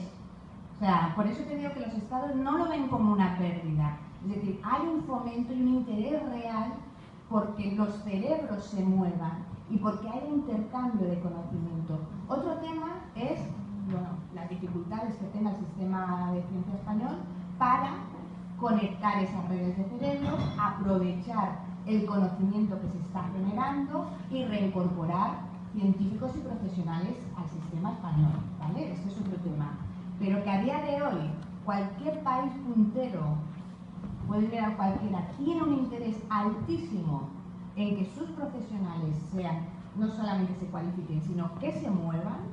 Esto es, en fin, es una característica, ¿no?, de los mercados globales. No sé si te aclaré, sí. ¿Algo más? Yo quería añadir a eso que estoy al 100% de acuerdo contigo, de que el gran problema es que luego no puedes volver. Yo vine aquí a hacer un máster hace 6 años, soy arquitecto, y yo vine por eso, porque no vine porque quería irme por la crisis o yo tenía trabajo allí. Yo vine aquí a estudiar un máster y luego salieron oportunidades y te quedas. Yo me volvería allí a comerme las paellas y a seguir en la playa, soy de Murcia, pero no puedo porque no, es imposible encontrar algo a nivel que yo estoy aquí. Es imposible. Entonces, claro, también de acuerdo con James, se va difuminando esa fecha de vuelta. Claro, ahí hay un punto de vista muy polémico. Nosotros el viernes hacemos una mesa redonda en el marco del congreso que se hace en Múnich, y es uno de los temas que a mí me interesa plantear, ¿no? Dice, bueno, la podemos fastidiar una o dos veces, ¿no? Bien, pues la podemos fastidiar no creando condiciones para el retorno, fastidio 1, y la podemos fastidiar 2, no aprovechando y generando verdaderamente redes de intercambio de conocimiento. Porque ¿qué pasa? Que las redes que existen, a partir del trabajo pequeño que hemos hecho cualitativo, son súper débiles. Súper débiles, y es muy interesante que algunas redes se mantienen porque vosotros y vosotras sentís que le debéis algo a vuestro país, porque os financian los estudios públicos, os han financiado becas de movilidad, etcétera. Esto aparece en los discursos. B, se mantienen las redes de conocimiento por la posibilidad del retorno. Pero ahí hay una bola, ¿no?, que está sin explotar. Entonces sería relativamente sencillo pensar, desarrollar, eso lo hablaremos con la gente del CECIT, ¿no?, en fin, cómo aprovechar todo ese potencial de gente que está haciendo investigación puntera aquí. ¿Cómo? No con el CECIT. No con el CECIT. Lo digo porque el CECIT estará en la mesa, a ver qué dicen ellos.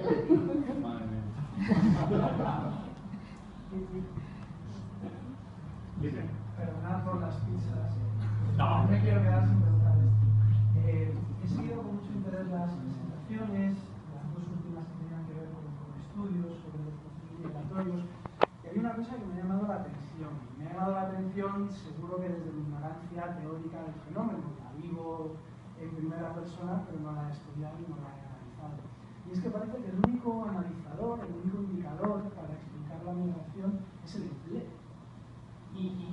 O por lo menos de lo que hemos hablado aquí, ¿no? Entonces yo me pregunto y os pregunto, quiero decir, porque el tema en principio no estaba circunscrito al empleo y al trabajo, y de forma natural el trabajo y el empleo se ha convertido en el único analizador, ¿no? Para explicar este fenómeno. Entonces yo pienso, por ejemplo, pienso en mi abuelo, ¿no? Hablando de las migraciones de los años 50. Mi abuelo estuvo 3 años en Alemania, y luego fue para trabajar, pero sobre todo fue para escapar de la miseria moral que se encontraba en el país en ese momento.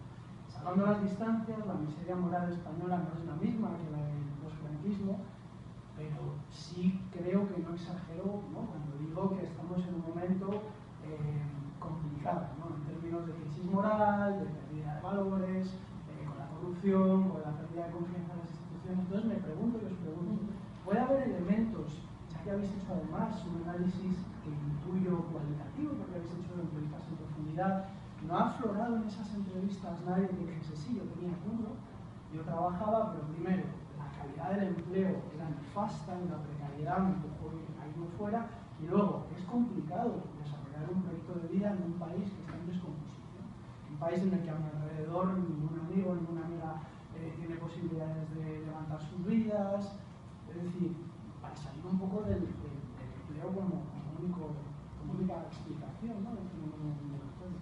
Bueno, de nuestro trabajo sí aparecen, no en todas, ¿no? Pero sí hay casos. Entonces es una muestra muy pequeña, son 40 casos, ¿no? No es lo predominante, pero bueno, sí aparecen casos de decir, bueno, es que estaba asqueado o estaba asqueada de la situación, ¿no? Yo tenía empleo, tenía mi contrato estable, pero viendo que ninguno de mis amigos que habían estudiado conmigo la carrera podían estar dedicándose, como que te las veías venir. Entonces, claro, piensa que mucha de la gente que nosotros entrevistamos, pues a lo mejor hace ya 5 años, 6 años, 7, que estaba aquí, ¿no? Y a lo mejor llegó antes del asqueo general que vivimos cotidianamente, ¿no? Pero sí aparece en los discursos, y después también aparece mucho en los discursos el deseo de la aventura americana. Es decir, Nueva York es una ciudad que atrae por ser Nueva York, ¿no? Es decir, hay ciudades, ¿no? que serían las ciudades globales, ¿no? De las que habla Saskia Sassen, que son atrayentes, ¿no? Es decir, pues ostras, es que vivir en Nueva York mola, ¿no? Vivir